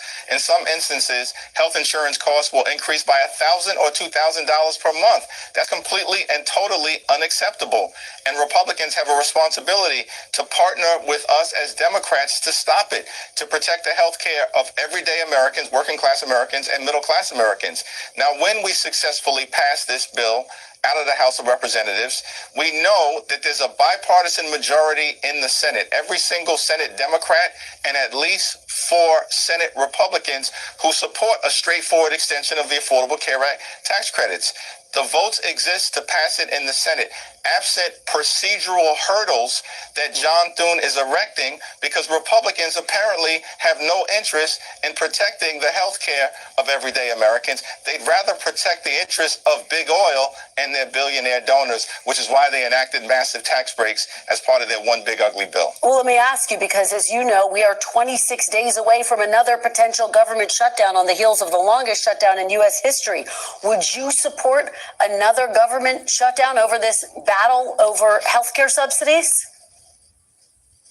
But what we've said from the very beginning, first of all, we need to resolve this issue within the next week or so, protect the health care of the American people, and then continue to fix our broken healthcare system and address the Republican healthcare crisis that's devastating everyday Americans, including... My understanding is that Trump is purging off the illegals from the healthcare, from all the other programs, and the Democrats are trying to keep them a part of the programs. So they need to let it go. They need to let it go. They are the reason for what is going on wrong, the Democrats, and they're playing dumb and stupid. And this is why we don't have faith in the Democrats no more, because they are just for show, and they're for everybody else but Americans. And, but you can listen to what he's saying and all that. He has a good talk, but he's not for the right thing. The result of the fact that they enacted the largest cut to Medicaid in American history. Now, we've also said, as it relates to the appropriations process, that we will sit down anytime, any place with anyone in order to find a bipartisan path forward to enact a sting agreement that actually makes life better for the American people. As Democrats, we're committed to driving down... But that's the catch right there. The American people, and they try to include illegals and migrants as being these other American people, and they are not. They are not. That's not our problem to take care of people that randomly came and invaded America. And the Democrats, they did it for the numbers, for voters. They did it to disrespect Black American votes by usurping our votes, by using the migrants and illegals in our place. This is why we're waking up and understanding that these Democrats, whether they're black-faced or not, are not for us collectively as Americans. And they're trying to hold to this notion of saying the key words that we need to hear, but behind the scenes, they're moving way differently based off of trying to keep migrants on the healthcare and on other benefits that Trump does not want to have them being the benefactors over. And they need to release it and let it go. It's over. The gig is up. But they want to lie to our face talking about the American people when they don't mean that. They don't mean that. They're just saying that because they don't want us to know what they really mean. And this is why they're very deceitful, untrustworthy, and dishonest. A high cost of living that exists in this country. Donald Trump promised on day one of his presidency that Republicans would lower costs. Costs haven't gone down. Costs have gone up. Housing costs out of control. Grocery costs out of control. Utility bills out of control. And why is that? Because of the illegals have skyrocketed rentals. They have taken over a lot of housing. You don't want to talk about that part, though. This is why the Democrats are very problematic. They make the problem, they create the problem, and then they get mad about somebody wanting to fix the problem, correct it. You can't have it both ways. And they think that they can be able to have it both ways and say one thing but do another. And we're sick of that. We're sick of you guys faking the funk and lying to us all the damn time.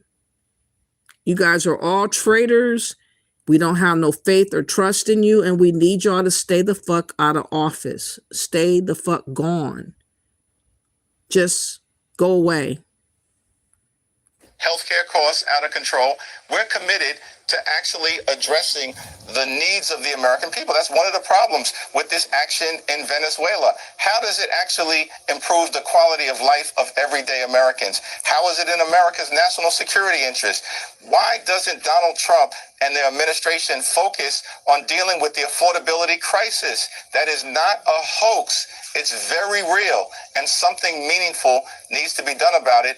That's the Democratic commitment. Leader Jeffries, let me ask you, because Tuesday marks the 5th anniversary of the January 6th attack on the Capitol. House Democrats are planning to hold a hearing criticizing President Trump's decision to pardon all of the rioters. And I wonder, is there anything tangible that you anticipate coming from this hearing, or is this hearing for show? It's a substantive hearing. It'll be about the concerns that have been raised by people all across this country as to the fact that on his first day in office, Donald Trump pardoned hundreds of violent felons who brutally attacked the Capitol and beat police officers, more than 140 who were seriously injured. Psychological and physical damage that was done that is permanent in nature. And it was all part of Donald Trump's effort to halt the peaceful transfer of power, which is one of the bedrocks of American democracy. We're in our 250th year of representative government. Our democracy is not perfect, but it's a glorious thing. And it fundamentally has to be protected and preserved. So at minimum, on this 5th anniversary of that horrific attack on the U.S. Capitol, we're going to address issues of concern related to ensuring we continue to have free and fair elections. We've got to get rid of this compliant Republican Congress. It's not free elections when you're trying to fit in migrants and illegals to be partakers in the voting on elections. That's what you guys were trying to slip in. That's what you guys were trying to slip in and take over the black vote because you weren't so convinced of having our vote like you used to have it for 50 plus years. We started waking up for the last 4 years, and now y'all know that we are now moving more independent, and some of us are even becoming Republican because of how foul you guys have become to America overall. We can't trust y'all. We cannot trust y'all anymore. But, you know, he wants to bring up what happened way back in January 6th of what, 2000 and I don't remember the year, but they're just trying to put the spotlight on Trump as usual and not be held accountable for what they've done. They want to gaslight him and not look to the frauding of the government and everything else that they seem to forget about. All the migrants that have come over here, they have yet to explain that away. And they're just, you know, full of shit. That's the only way I can describe it. Now, I looked up Maxine Waters to see if she had a video out because, of course, she's known to go off on Trump. And I have not yet to find a video, but there's a statement of hers, I guess. And it's only in writing. So we have yet to hear her. But what it states is that Representative Maxine Waters is publicly demanding that Donald Trump explain where Venezuelan leader Nicolas Maduro and his wife are allegedly being hidden, insisting he must answer to her for any actions involving Venezuela and accusing him of acting without her approval, warning that he better have the right answers or she will push for his removal from office, a fiery confrontation that has sparked intense debate online over authority, accountability, and political power. Again, she ain't said a word about the scandal of all the scams. She ain't talked about all the flooding of the migrants over here. She doesn't see none of that. But when you're trying to correct it, she got all kinds of stuff to say. Sit your ass down, Maxine Waters. Y'all need to just, it's over. It's over. Nobody respects y'all like you used to be respected because we didn't know no better. We didn't know no better, but now we know a lot. And, you know, you just need to sit down. Just sit down. So now moving on I'm gonna show a couple of more videos, and then I'm gonna just end this, because for some reason they're not allowing other people to watch this video. It's like a limit or something on watching the video. It's really weird, and it's kind of weird. But anyways, let's get to the vice president of Venezuela, who is addressing the capture, and see what she has to say. And then the military also had a statement of the Venezuela people. So the people that were part of his cabinet are not too thrilled. But is this her talking? Hold on. Let me see if I can find a better video. No, this. Okay, hold on. Hit the like button, y'all. Please hit that like. Please subscribe to the channel. I would greatly appreciate it.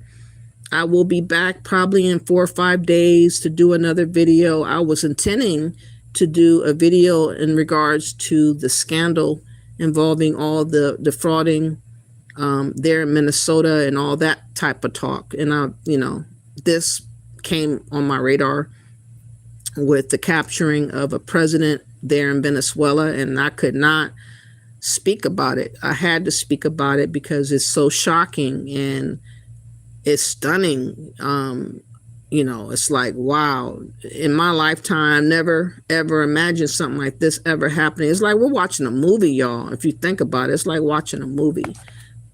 The court has now directed Venezuelan Vice President Delcy Rodriguez to assume the powers and duties of acting president. This comes after longtime leader Nicolas Maduro and his wife were captured by U.S. military forces after early Saturday morning strikes in Caracas.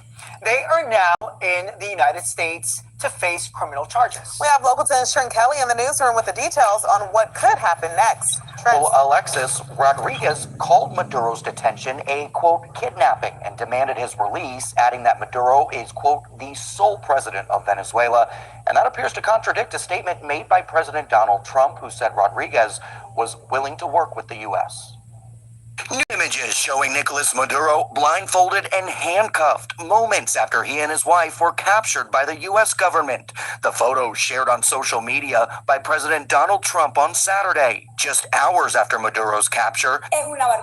Venezuelan Vice President Delcy Rodriguez struck a defiant tone. While surrounded by regime loyalists, she called the U.S. operation barbaric, declaring Nicolas Maduro is the only president of Venezuela. Known to many in the country simply as Delcy, Rodriguez has been an influential and reliable regime enforcer for nearly 2 decades. She began in the government of Hugo Chavez, faithfully implementing the tenets of Chavismo, the nationalist populist movement that brought the Venezuelan economy to its knees. Uncompromising in her rhetoric, she vilified the Venezuelan opposition and frequently warned the country about the threat of foreign intervention. Crucially, as energy minister, she has also been a steady hand in funneling Venezuela's dwindling energy revenues to the regime. Seen here last month with state workers, she says, "We have something to tell Mr. Trump. Venezuela doesn't owe the U.S. anything." And yet Rodriguez has for many years been sanctioned by Canada, the EU, and the United States. CNN attempted to question her in 2016 after an investigation uncovered a scheme to illegally sell Venezuelan passports out of the country's embassy in Iraq. Rodriguez, then the foreign minister, refused to comment on every occasion. In keeping with her political pedigree, Rodriguez has a less than subtle message for the Trump administration as she demanded Maduro's release. Her involvement in any future transition in Venezuela will be challenging. So clearly there are still many questions this morning in regards to how the U.S. and Venezuela will move forward with cooperating with each other as they now navigate through this new political space. Are a lot of questions here about the legalities behind that. And I do want to bring in a guest to discuss that a little bit further. We have Seth Behrensweig, a trial and compliance attorney, joining us now. Okay, so somebody did mention in the comment section about a lady by the name of, what's her name?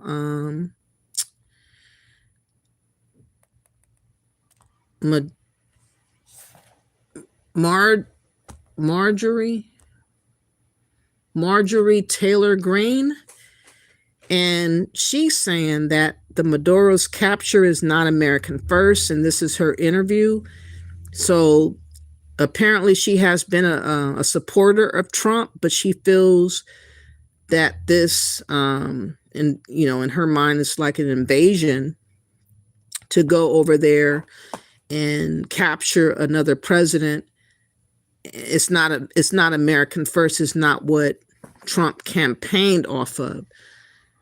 I haven't heard this, so this is going to be a fresh reaction off of it and see what she has to say about it. Please hit the like button. Please share, subscribe. I will greatly appreciate it. Thanks for having me this morning. Thank you so much for being here. We really appreciate it. Tomorrow is your last day in Congress, so incredibly significant to have you here today, Congresswoman. You and President Trump, of course, had an extraordinary break last year. We'll talk all about that in just a moment, but I do want to talk about something you said this weekend in the wake of this attack against Venezuela, removing Nicolas Maduro. You said that the administration's actions were not America first. Now, the president was asked about this idea yesterday. I want to play that clip and get your reaction on the other side. Take a look. Mr. President, why is running a country in South America America first? Well, I think it is because we want to surround ourselves with good neighbors. We want to surround ourselves with stability. We want to surround ourselves with energy. We have tremendous energy in that country. It's very important that we protect it. We need that for ourselves. We need that for the world. Why do you disagree, Congresswoman? Well, I served on the Homeland Security Committee for 3 years, and I am overwhelmingly in support of a strong border. I impeached Secretary Mayorkas. Those were my articles of impeachment that passed the House because fentanyl overdoses skyrocketed to 280% in my own district. And the majority of American fentanyl overdoses and deaths come from Mexico. Those are the Mexican cartels that are killing Americans. And so my pushback here is if this was really about narco-terrorists and about protecting Americans from cartels and drugs being brought into America, the Trump administration would be attacking the Mexican cartels. Now, I am not defending Maduro, and of course I'm happy for the people of Venezuela to be liberated, but Americans celebrated the liberation of the Iraqi people after Saddam Hussein. They celebrated the liberation of the Libyan people after Gaddafi. And this is the same Washington playbook that we are so sick and tired of, that doesn't serve the American people, but actually serves the big corporations, the banks, and the oil executives.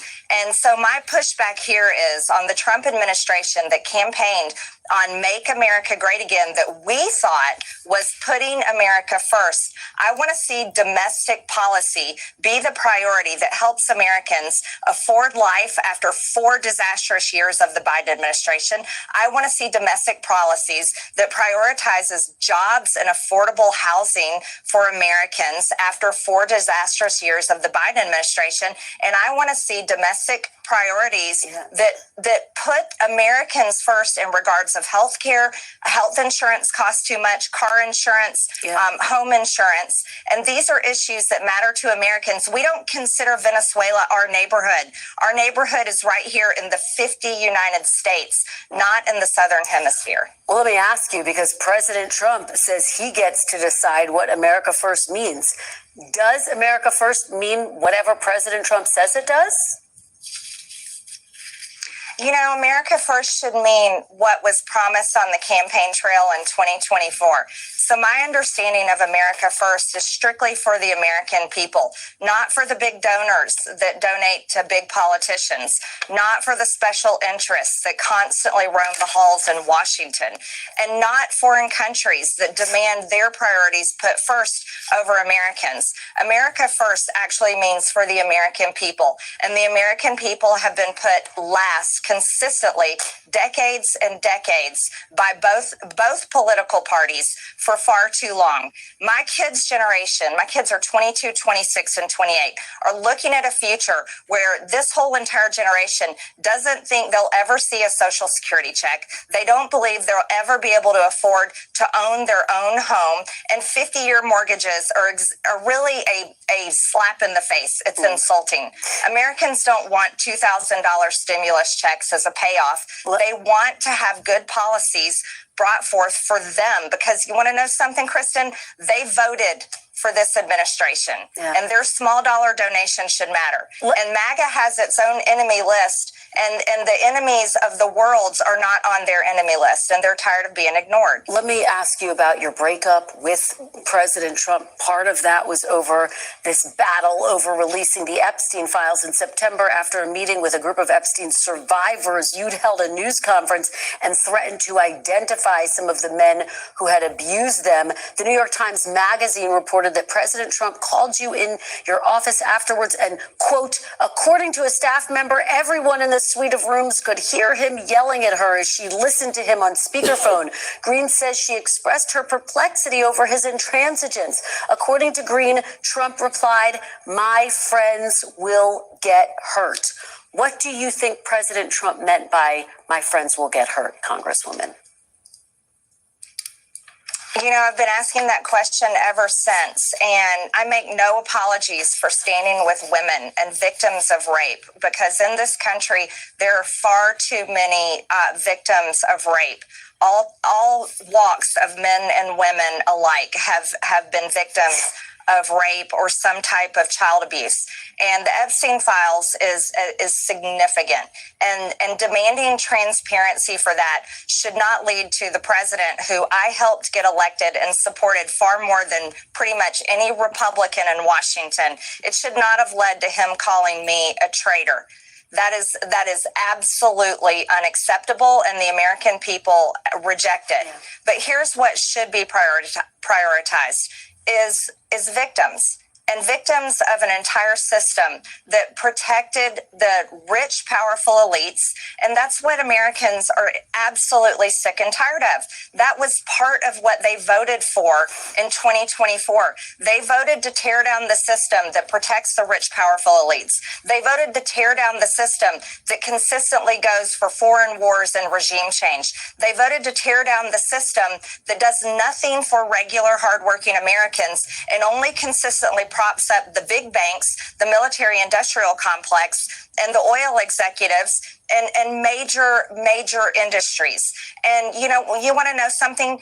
After this regime change in Venezuela, I fear that we're going to see jobs just move south, because we're already hearing about big corporations lining up their trips to Venezuela for the next big business opportunity that exists, while Americans sit here with no options that are going to provide them with good paying jobs and affordable health care. Congresswoman, let me finally ask you about one of the... I mean, she does have a good argument. You know, I do not want to see jobs go to Venezuela after all this and we be asked out. I hope that Trump does not do that. That is a pretty good argument. I'm not going to lie. I've never seen her before or heard of her before. She was a supporter of Trump, and they cut ways not that long ago because she felt that he wasn't living by his campaign. And even at times myself, I felt a little confused on how he's moving. But now today, I would say that I'm trying to understand him to look at a bird's eye view as far as how to look at every move strategically, how it affects long term in other places and other nations such as China and Russia. So he's looking at every facet of every maneuver, and it can't be as simplified as we would like to make it, I guess. I mean, yeah, I would like to say just tone out the whole entire world and don't worry about them, shut them off, and have everything only be emphasized in America only. But other people are going to be moving differently behind the scenes if we don't pay attention, if we don't participate, if we don't keep up we're going to lose different types of battles if we do that. So this is why I'm trying to understand Trump a little bit more, to understand that maybe I'm a little bit short-sighted. I might be a little bit short-sighted and not understanding how things work, cause and effect. You know, you do one thing and other people can maneuver and do other things that can affect you long-term strategically. And China is very quiet, but very strategic in how they move. And they group up with other nations based off of how they can get leverage. And Russia does too. And we're kind of like on our own. People want to befriend us because of our power and because of the name of America, but they really don't like us and they don't want us to be in the position that we're in. And if they had it their way, we would not be where we are. They would love to see us down 3 or 4 pegs.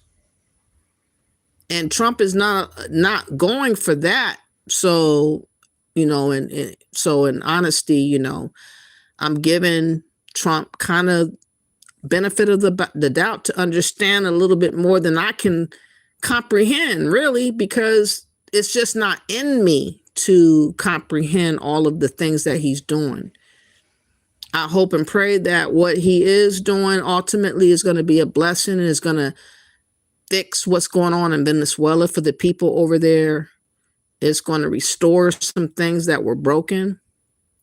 It's going to cause them to want to go home and live a better life and relieve us over here. But I don't want to see jobs miraculously going over there to Venezuela, and we have call centers going over there speaking in their languages and not over here in America, because we are definitely declining when it comes to jobs. There's been a whole lot of layoffs.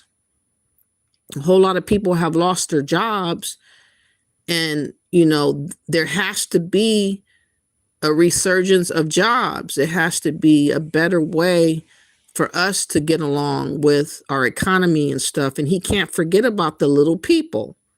So she's trying to say, in other words, you can't forget about the little people, because the little people help make you. They help, you know, make you president. Without all of us pulling together to vote and contribute, he could not be where he's at. And she's saying that now he seems to like forgot about that part.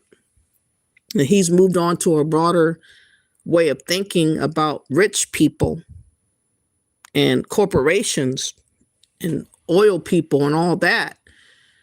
And I'm going to be mindful of that. But in other words, you know, I'm going to be mindful. But I also understand that I am short-sighted in that I have to watch a lot longer to see where this is going and be patient a little bit longer in hopes that this all is going to make sense. But all I know is that where we were headed was definitely damned. If the Democrats had it their way, we would have been damned right now. I think that we're sitting better than if it was in their position or in their hands. But I do respect what she has to say, and she's being transparent and honest. I'm going to follow her actually and see where this goes. If she has a page or something, to see what else she has to say. But she's in Rome, Georgia, and she's in the Meet the Press. And this is my first time ever hearing of her, ironically. But let's listen some more to this. He recently said that Hitler is, quote, cool. Let me ask you about your perspective right now. Do you believe there is room in the Republican Party for Nick Fuentes and anyone who shares that ideology, that Hitler is cool? Here's my situation and here's my belief on people's speech. I will always defend the First Amendment and free speech, no matter what kind of speech it is, even speech that I find abhorrent or I disagree with, because I think that makes us uniquely American. What concerns me is that when we move towards censorship, and we saw that happen during COVID, I myself had my own Twitter account permanently banned because I spoke out against FDA rushed approval of the COVID vaccines. And I spoke out against lockdowns and forced masking.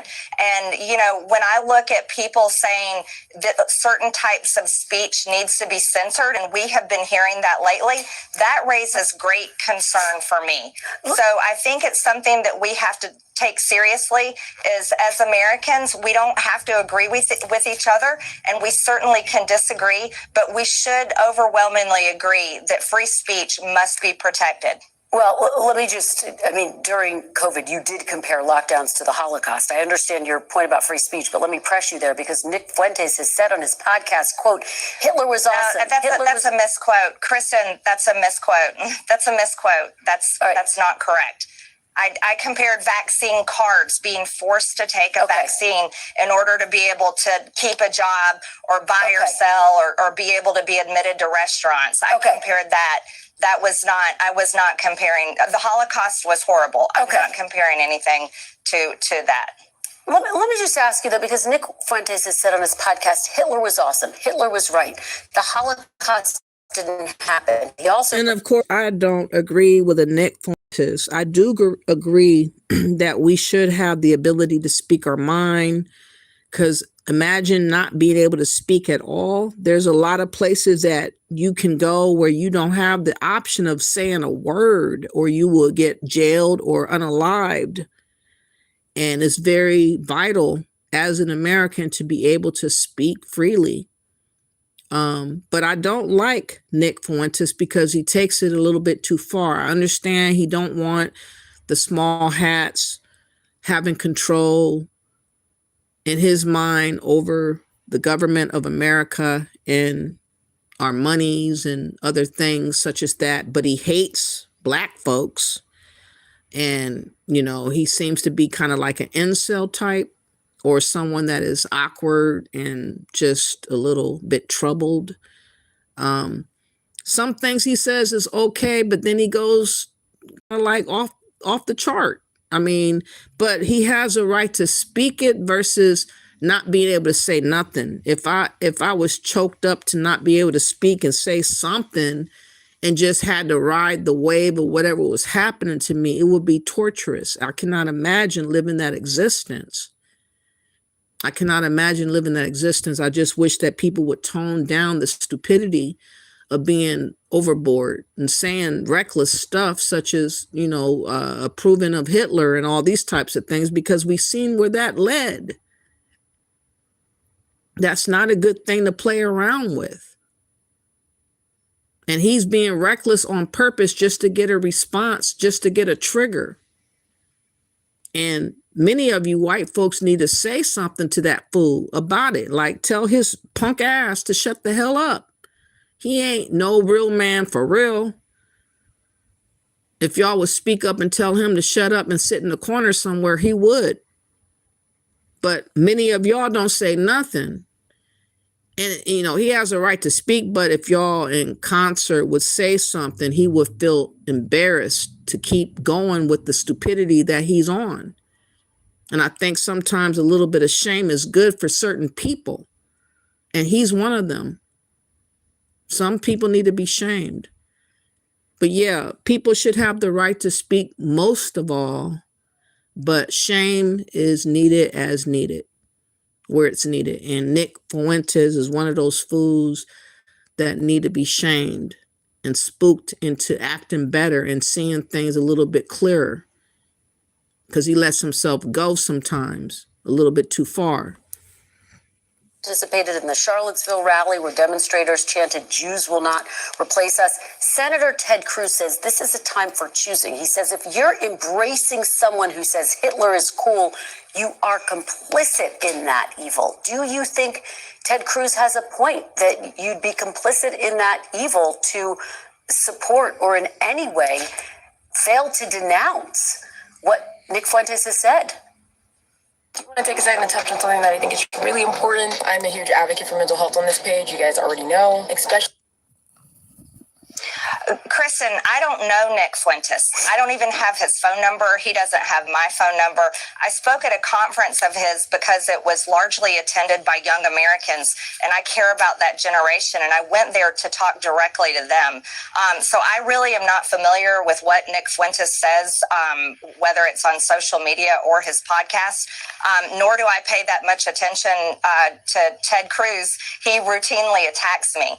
The things that I focus on is the needs of the American. But should he be embraced in the Republican Party, Congresswoman? Is there room for him in the Republican Party? Kristen, I don't think that this is about the Republican Party, and it's not about Nick Fuentes. I see this about free speech, and I'm going to sit here and tell you over and over again, I defend the First Amendment. I will defend free speech, whether I like the speech, agree with the speech, disagree with the speech, hate the speech. I'm going to defend it because I can point to many other people in the Democrat Party that I completely don't like their speech. I can point to members of the press that have written horrific stories that I think are lies, and I can say, I don't like that speech, but I still defend free speech, and I still defend the press having rights to publish stories, because I think that's how you hold the government accountable, and I want a press that tells the truth to the American people, not slants it or paints it one way, but strictly publishes the truth.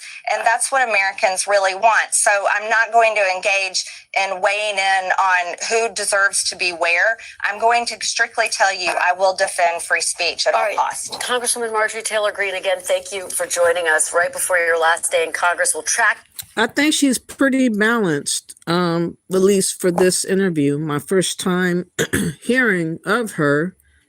This is Marjorie Taylor Greene. Thank you in the chat room, whoever brought her name up. You didn't say her last name, but I looked it up and she popped up. So I'm assuming you are talking about her.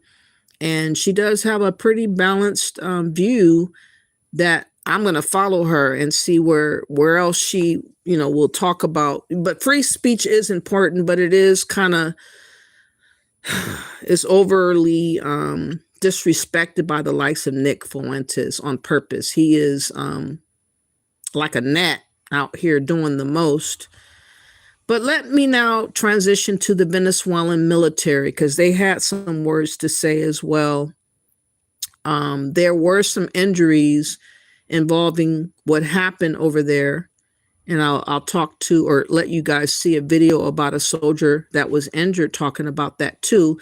But the Venezuelan forces did speak about the capture of Maduro.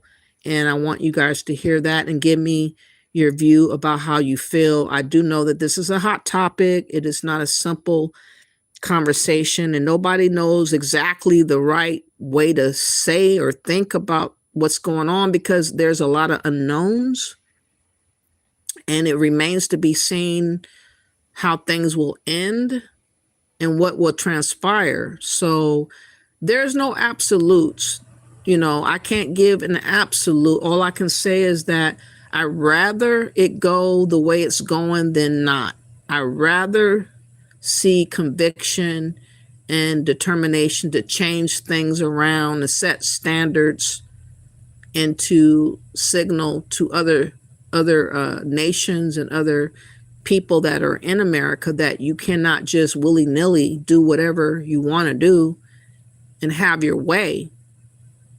Trump is letting it be known, plain and simple, you will not have your way, because there's costs and consequence to pay.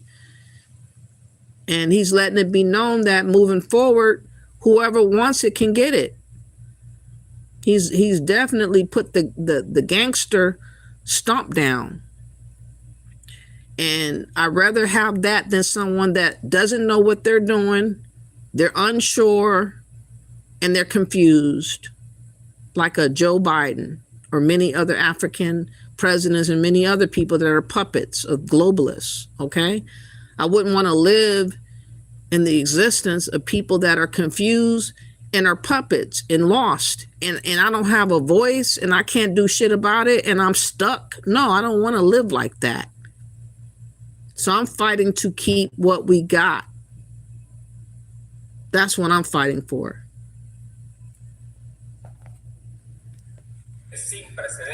We have seen unprecedented deployment of forces against the Republic. It was premeditated. It was a form of military aggression which has resulted in the terrible consequences we see. We are greatly worried by the violence, the barbarity, the criminal action which has been brought against our sovereignty. Yesterday, the individual who represents the people of Venezuela as their president was abducted. President Nicolas Maduro Moros is the constitutional president, elected by the people for the term 2025 to 2031. President Nicolas Maduro is the genuine, authentic, constitutional leader of all Venezuelans. The free elections took place in this country in 2024. Direct universal suffrage resulted in a guaranteed, secure electoral process in the Bolivarian Republic of Venezuela, as has been the case for the last 25 years. So, we here in the Bolivarian National Armed Forces demand the immediate release of the constitutional president of the Bolivarian Republic of Venezuela. We demand his release. He has been abducted along with the First Lady of the Republic, Dr. Silvia Flores de Maduro. These acts have been carried out not only against the legitimate president of Venezuela, but also against a Christian woman, a woman of principles, who was also abducted, taken away in handcuffs. A brave, courageous woman. We call on her release, along with that of the president of all Venezuelans. And we call on the world, we urge the world to turn their eyes to what is happening. What is happening against Venezuela, against its sovereignty, and against its constitution. At the same time, we welcome the immediate response that we've heard from the governments and peoples of the world, from all corners of the world yesterday, from all legitimate governments, with some exceptions. We heard a clear condemnation of this violation of Venezuelan sovereignty. The world recognizes what is happening as a threat to the global order. The world needs to be on guard, because if it was Venezuela yesterday, it could be anywhere tomorrow. These colonialist ambitions, which are being imposed in our country, the spirit of the Monroe Doctrine applied here in Latin America and the Caribbean, is something we firmly reject. We advocate peace, political dialogue, understanding the respect of human rights and international law. That is our genuine desire. And the Bolivarian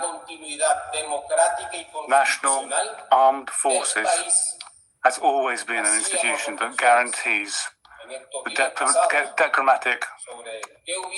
democratic and constitutional continuity of the country. What would have happened if the previous institutions that have been in charge of the country continued to be here today? What would have happened if we had allowed anarchy and chaos to prevail?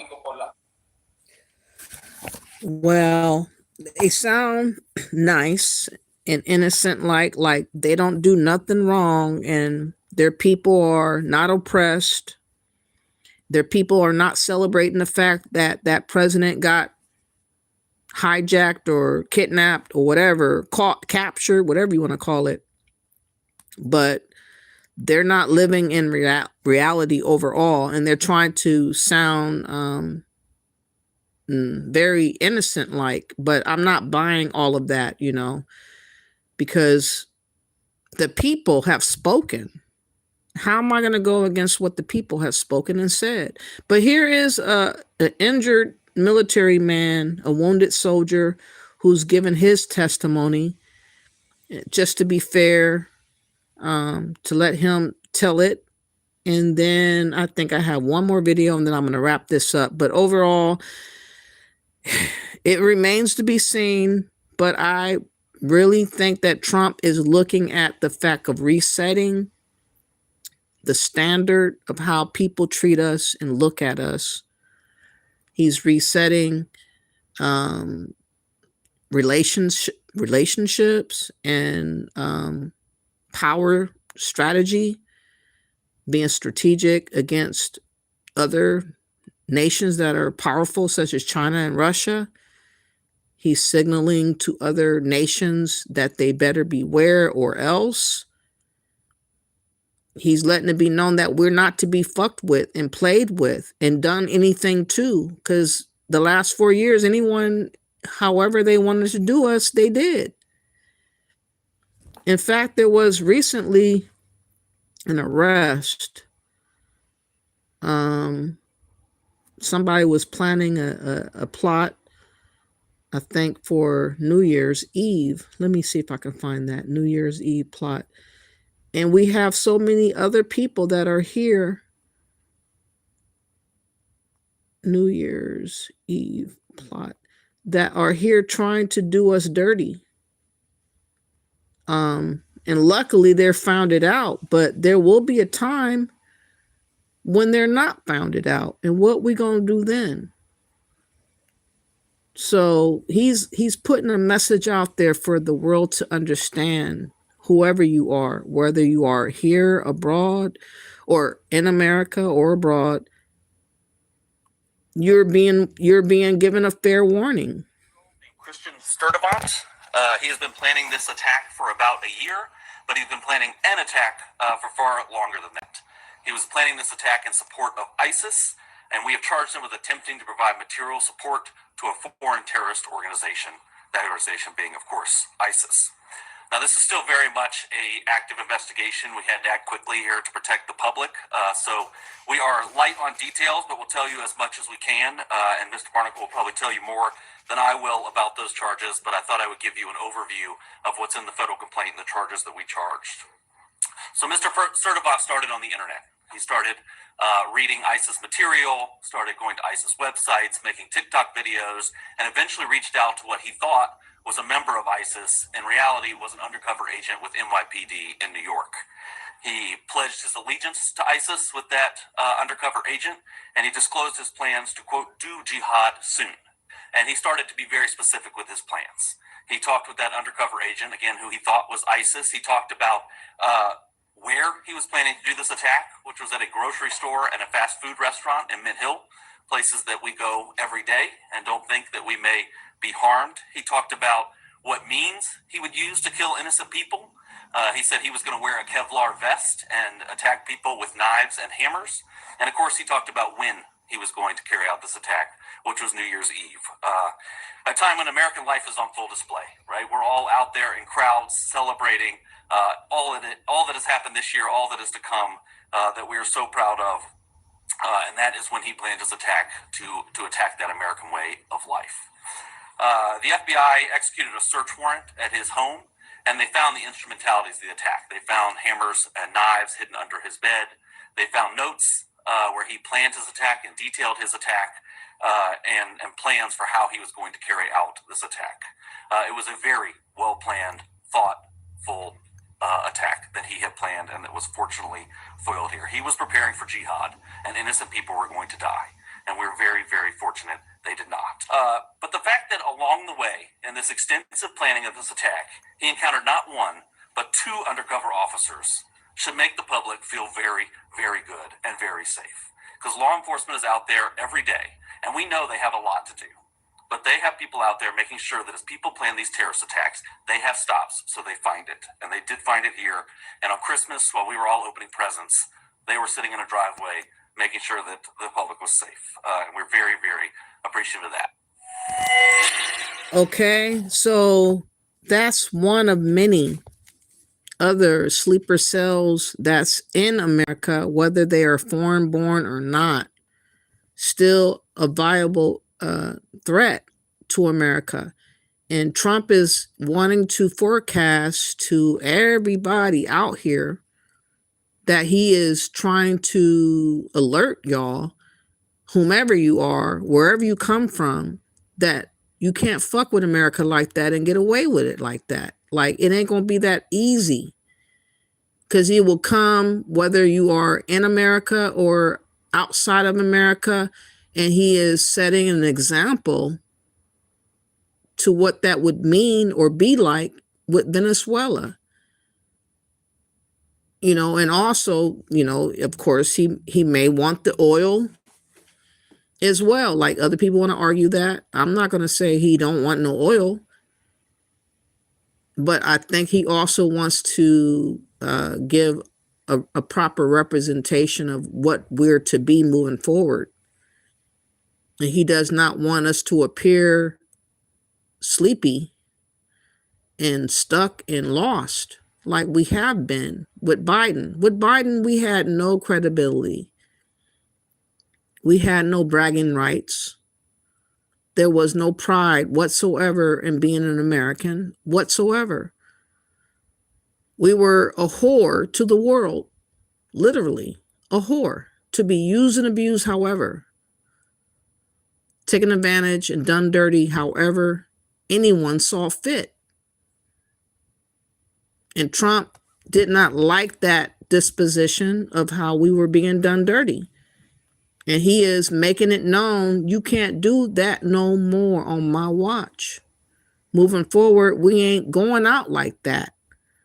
Maybe some feel like it's extreme to show his gangster. But I bet you many people are not going to be trying to try him as much. And if they do, they're going to pay a cost. And they know it.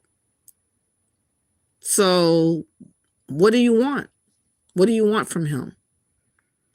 But here is a military dude who was injured. I'll let him speak. And then I'll come to the chat room and see what you guys have to say before I conclude the video. Again, this is my first time ever experiencing anything like this. I woke up yesterday like everybody else. I seen the breaking news of Trump capturing this Maduro, whatever his name is, and in the blink of an eye. And people somehow, a lot of them feel like he shouldn't have done it because of sovereignty. But they already forecast days before that in their mind that he was not legitimate, and they gave the reasons why, and they were already setting the stage of what was to come.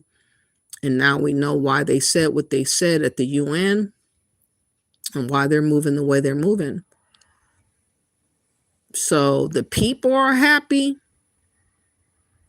which I don't know what to say, because a lot of them were supposed to be deported, but they're happy as a lark. They're crying in the streets and dancing.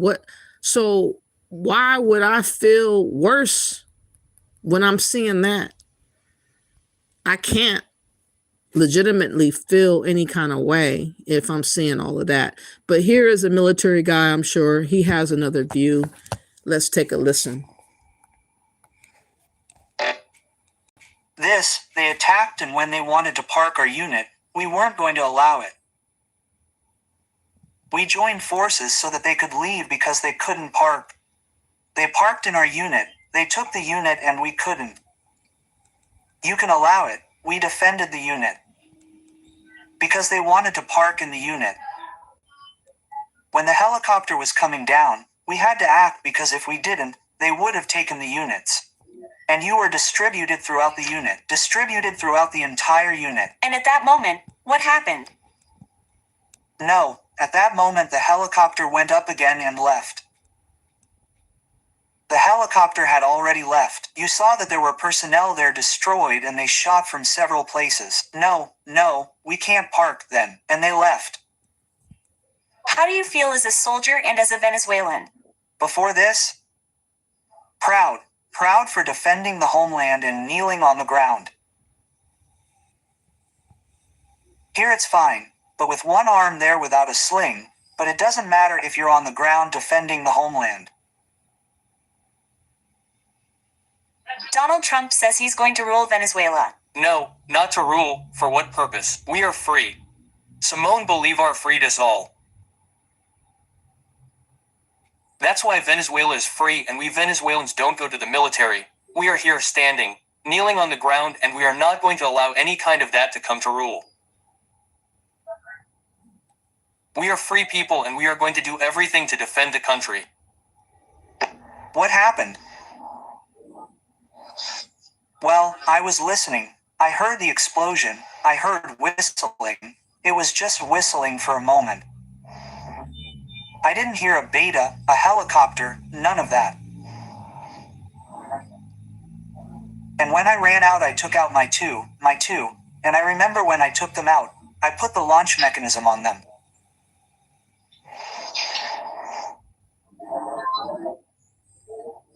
This one, when I put it on my shoulder, it fell, like a joke to the side, I don't know, and there I went flying with the soldier, the first one Wilfredo, who was the one who became conscious. He pulled us out.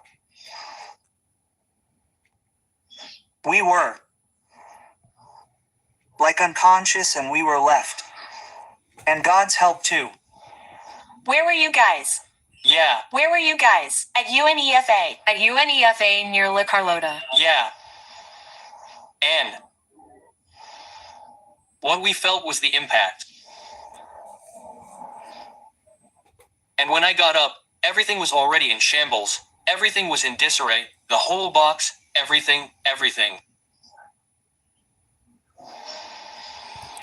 Okay, so, oops, my bad.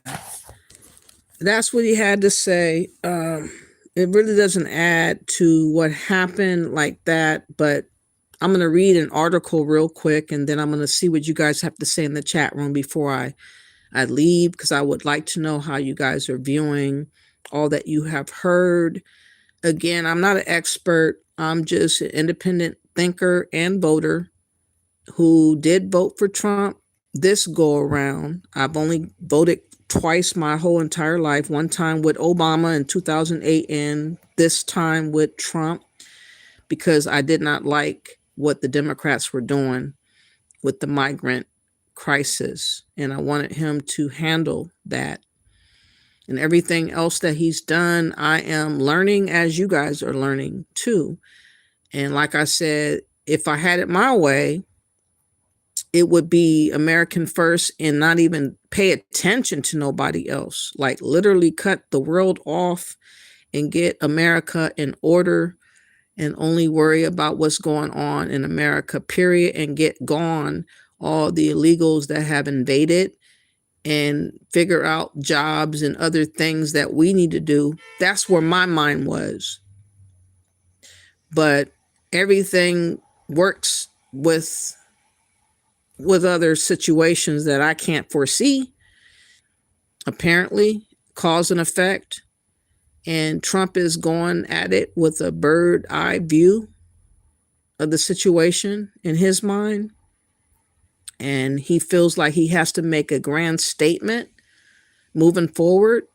And this is the best way that, I mean, you are really making a statement, capturing a president and putting him in New York prison to answer for what he's done for the world to see. I mean, that's a grand statement. That is a gangster movement. You cannot deny that that was gangster all the way.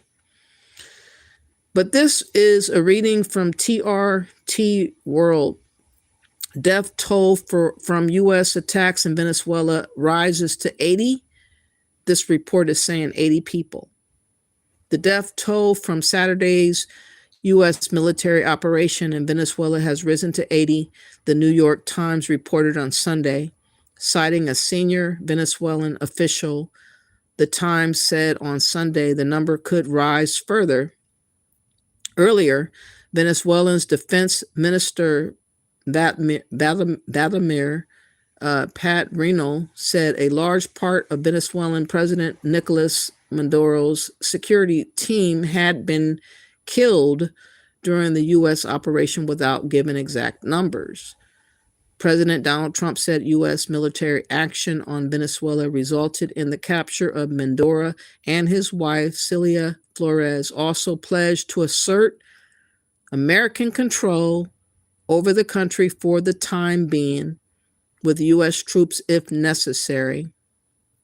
The pair landed in New York late Saturday and is being held at the Metropolitan Detention Center in Brooklyn.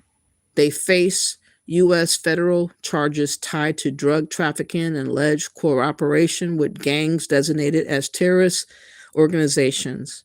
Maduro has denied the accusations, and officials in Venezuela's capital, Caracas, has called for the couple's release. So there you have it. He's denying it. At least 80 people have been unalived in Venezuela with the takeover.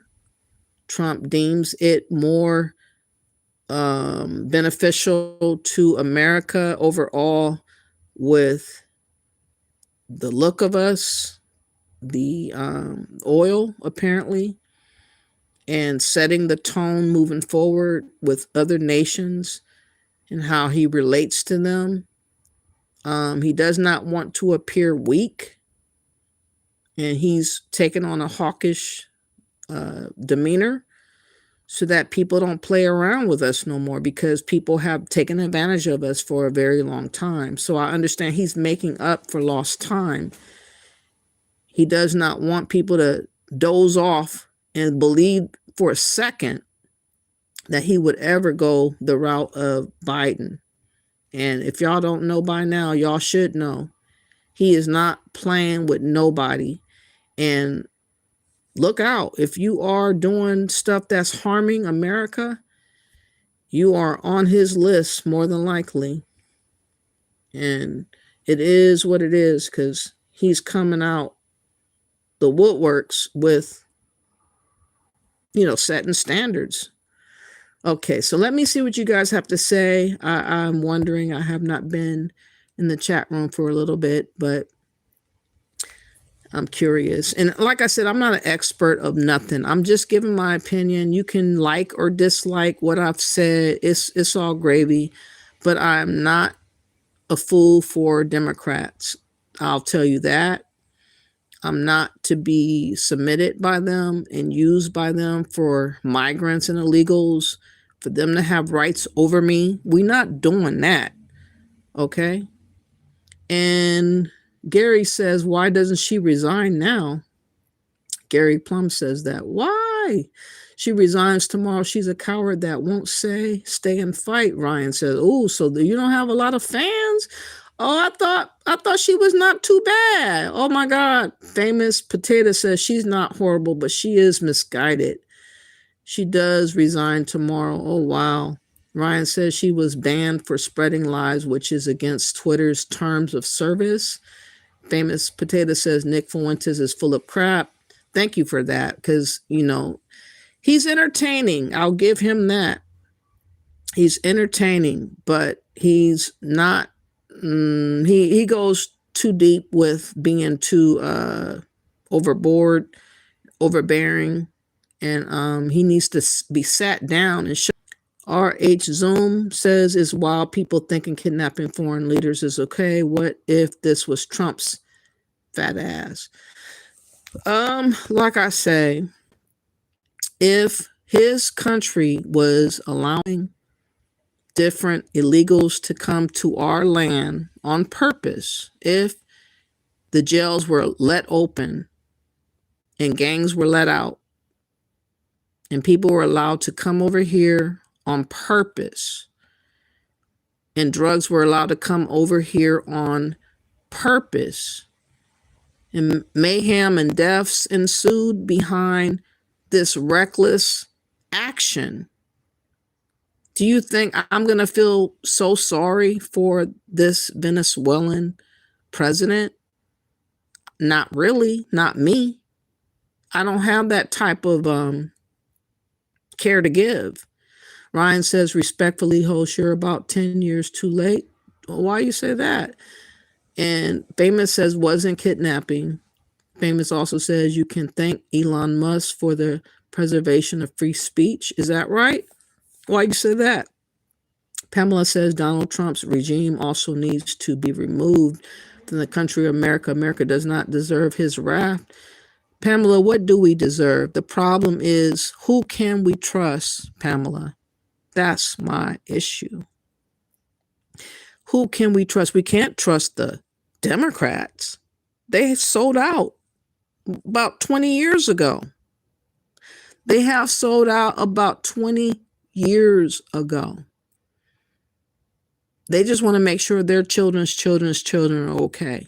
And they don't care if America is set on fire. They don't care about nothing and nobody else in America, especially Black Americans. They want to use us for everybody else's advancement over us. And I'm sick of them. So who am I supposed to look towards? It can't be the Democrats, so it has to be, unfortunately, Republican. That's the way I'm seeing it, because the Democrats don't mean me no good. They're not trying to give me no blessing. Hey, what's up, Eco Baby Girl? What's up, sis? Happy New Year. Glad you're here. Welcome, everybody that's here. Please hit the like. Glad to see you here, sis. Famous Potato says, no one has the right to steal what they want or abuse who they want. Unless it's happening in your home, though, Famous Potatoes. You do know if someone burglarizes your home and they have their way with your girlfriend or wife or kids, you're going to feel some kind of way about that. And you're going to go into a different type of mode to stop and block and get rid of those people that are doing these types of things to your family. We have to think about, what if it was you specifically? And we don't want it to be us specifically. We want it to bypass that from happening. Therefore, you have to be kind of strong to prohibit certain individuals from doing what they think they can get away with doing. Rocco says, far around and find out. Yeah, F around and find out. Yeah. Yeah, but the people are celebrating, Michael. Exactly. So who am I to be in the way of their liberation? They feel like they've been freed. I'm supposed to feel like they have been damned when they're telling me they've been freed. You said drugs destroy everything. Exactly. When you look at some of these videos about the fentanyl and coke and just other things that are ravaging our community, you have to know that we've been done dirty for at least 20 years in the drug scene. At least 20 to 30 years we've been done dirty with the drug scene. And they've been coming from outsiders, Mexico, Venezuela, Colombia, Cuba, all these different places that have ravaged us. And they particularly target the Black community. So we feel the ill effects of it the most. So I'm not mad that some of that shit is being halted. I don't feel bad about it. Okay, so Ed Boy says, you're giving China a reason to invade Taiwan. Great on your... Yeah, I did think about that, actually. Someone made the argument yesterday. Since Trump went ahead and did what he did, is kind of giving the green light for China to invade Taiwan. And you have a good argument, because what can Trump say now? If they do, he can't say don't do that because this is against UN or these other rules and regulations, and because he did it. So his hands are bound, but he's going to have to pay more attention to China. In other words, he's going to have to be in the way of what China thinks they can get away with doing before they do it. Basically, translation is off, Marco says. You said this is ridiculous. Why? Listen to the people on the street chanting Maduro's removal. Exactly, Solomon. That's right. Listen to the people, not the media. Exactly. Employee says if the U.S. can do that, they shouldn't be telling Russia and other countries about aggressive approaches. You're probably right about that. You know, do as I say, not as I do. You can't universally rock that and get away with it and not expect other people to be like, you did it, so I'm going to do it. It's going to be interesting moving forward to see who does what. It's going to be interesting to see what China does, because China is very, very quiet and they don't say a word, but I'm pretty sure they're bound to feel some kind of way about responding to something. And I wonder. And also Russia, you know, what they going to do. It's going to be very interesting. And also Iran, what are they going to do? I know that Africa is in jeopardy because, you know, they wide open for stuff to happen to them. They need to get their shit together. Instead of worrying about Black Americans, they need to figure out how to protect themselves. But yet they don't have a recourse of protection because they're so worried about Black Americans, as if we're supposed to fix their problems, and we're not.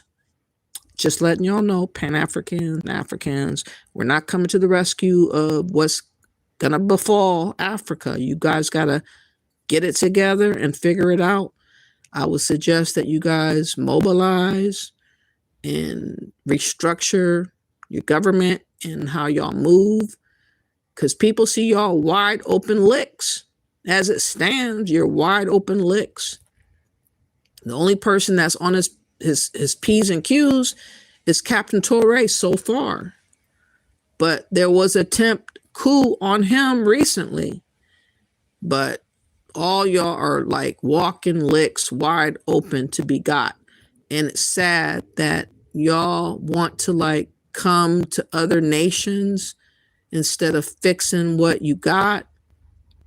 When you have so many riches and you try to put the blame on Black Americans, and we're not carrying your burden. We're not going to carry your burden. It doesn't matter what propaganda you guys are coming out with content creators going to Africa. We don't give no damn about anyone going to Africa, showboating in Africa. This Speed guy, whatever his name. We don't want to go to Africa because we see how effed up Africa is, and Africans don't want to be there. So why would we want to go? Period. Not. Employed says want peace, but do all this ish. Okay. Shrug. They are celebrating in Venezuela. Yeah, they are. People don't realize how corrupt this world really is. Exactly. Famous potatoes. Like how he pardoned the Honduras president, drug dealer, and others. I understand this. There is a contradiction. There is a contradiction. And I wish I could ask him some questions about it, but I do note that that is a contradiction. If he doesn't want drug-related issues related to America, you want to get rid of all the drug dealers, whomever they are. You don't want to be given certain people like passes, pardons. He explained all about the Honduran president. The media told lies about it all. What did he say, famous potato? I missed that part. You said, I stand with Venezuela, John Willis says. Georgia says, of course, Trump, the truth teller. Okay. And famous potato says he is truthful. Why is that hard to understand? Zach says, can't get can't help in USA. Famous Potato says death is always distressing, but it is a fact of life and positions with criminalistic leaders. There's help all over America, okay? If you're done illegal things, you give away rights to that help. All right. Love America or leave it. Exactly. That's what I say. Wow, big statement, Donald. Employer, employee, guys, let's be logical. Trump wants his way or no way, right? So why play the role as a peacemaker? I mean, he's looking at if you look at a bird and how they view stuff, the eagle, a bird's eye view. I mean, he's looking at everything all at once. I don't look at the world like that. I'm trying to get there, though, because that's where the world is going. I got to catch up. You said very big statement, Famous Potatoes. He can't type now. Echo baby girl. In my state, you can carry a gun openly and use it to protect yourself and others. Yeah. Employer is confused about Trump. What is Taiwan doing wrong? They're existing on their own. China wants to have domination over Taiwan, unfortunately, just like Russia wants to have domination over Ukraine. And like many other places, is it Cambodia and Vietnamese, or even Rwanda and Congo and other places in Africa, they fight for resources and land and whatnot. It happens a lot. People don't get along, even if they're somewhat related or closely related. They want sovereignty or they want domination over another. And that's going all over the world right now. Famous Potato says Taiwan isn't the problem. Okay, Potatoes, you are looking at this from one perspective. You cannot deny this is a power move. Brett Davis says, I'm frightened for what is going to happen. I'm worried a little because I don't know what's going to happen. The unknown is scary. Not knowing what's next, it is scary. Not to forget, many people are here among us in this land called America.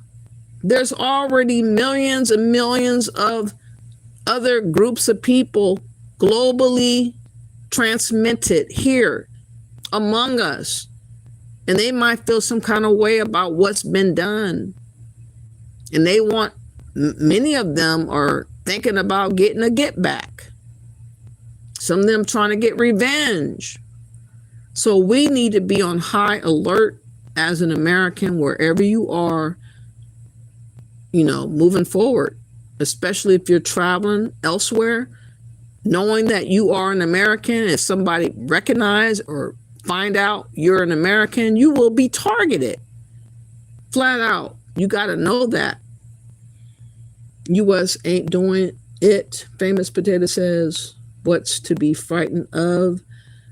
Family Man says, but China has seen it. Only took our military 4 hours to capture him. They were using Russian equipment. Oh, they were. You let it happen, now you will see. Okay. He is one of the best presidents, Edwin says.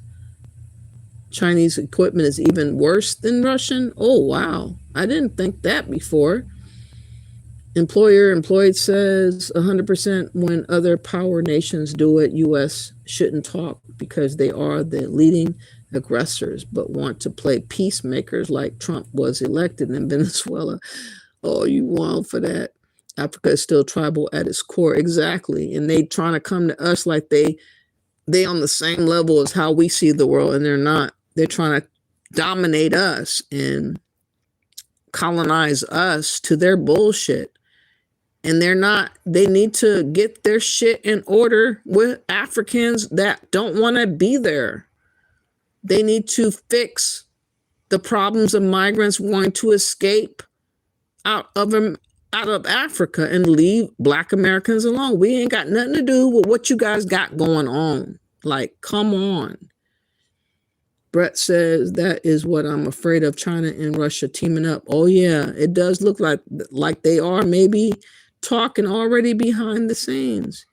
He cared for his citizens, Edwin says. Employed says he jumped from Mexico to Colombia. Now Venezuela, we all know it's over. Oil. Okay. Oil. The same thing was said about Iraq. Employee says Russia and China should team up. Putin is a real leader. He considers others' opinions, or he could have flattened Ukraine in a few weeks, not years and months. So be realistic. I don't know if that's true. 3 years and counting, Russia and Ukraine has been involved in this war. They thought they were going to run up in Ukraine and take over in a matter of months, and that did not happen. So they miscalculated what Ukraine was about and what they were going to do. Employer says Trump cares for his citizens.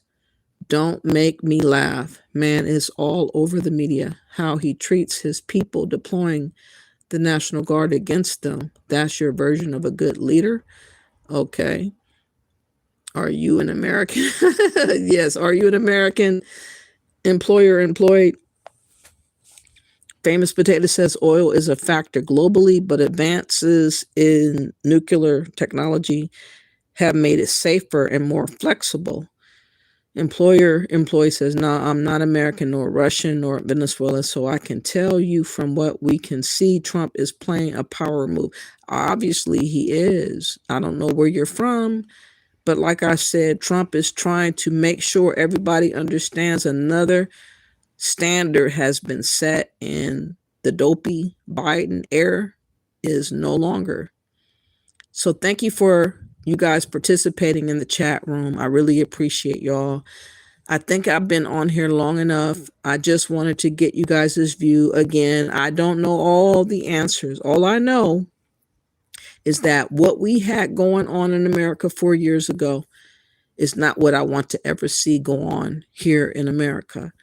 And if Trump is trying to set a standard and let an alert come out for the world to see moving forward how he wants to be viewed and treated according to how we have been done, and he wants to stop all these people being reckless and willy-nilly being disrespectful, and he stops all of that in their steps, I'm not going to be mad about it, especially the Venezuelan people feel like they've been vindicated. It is what it is.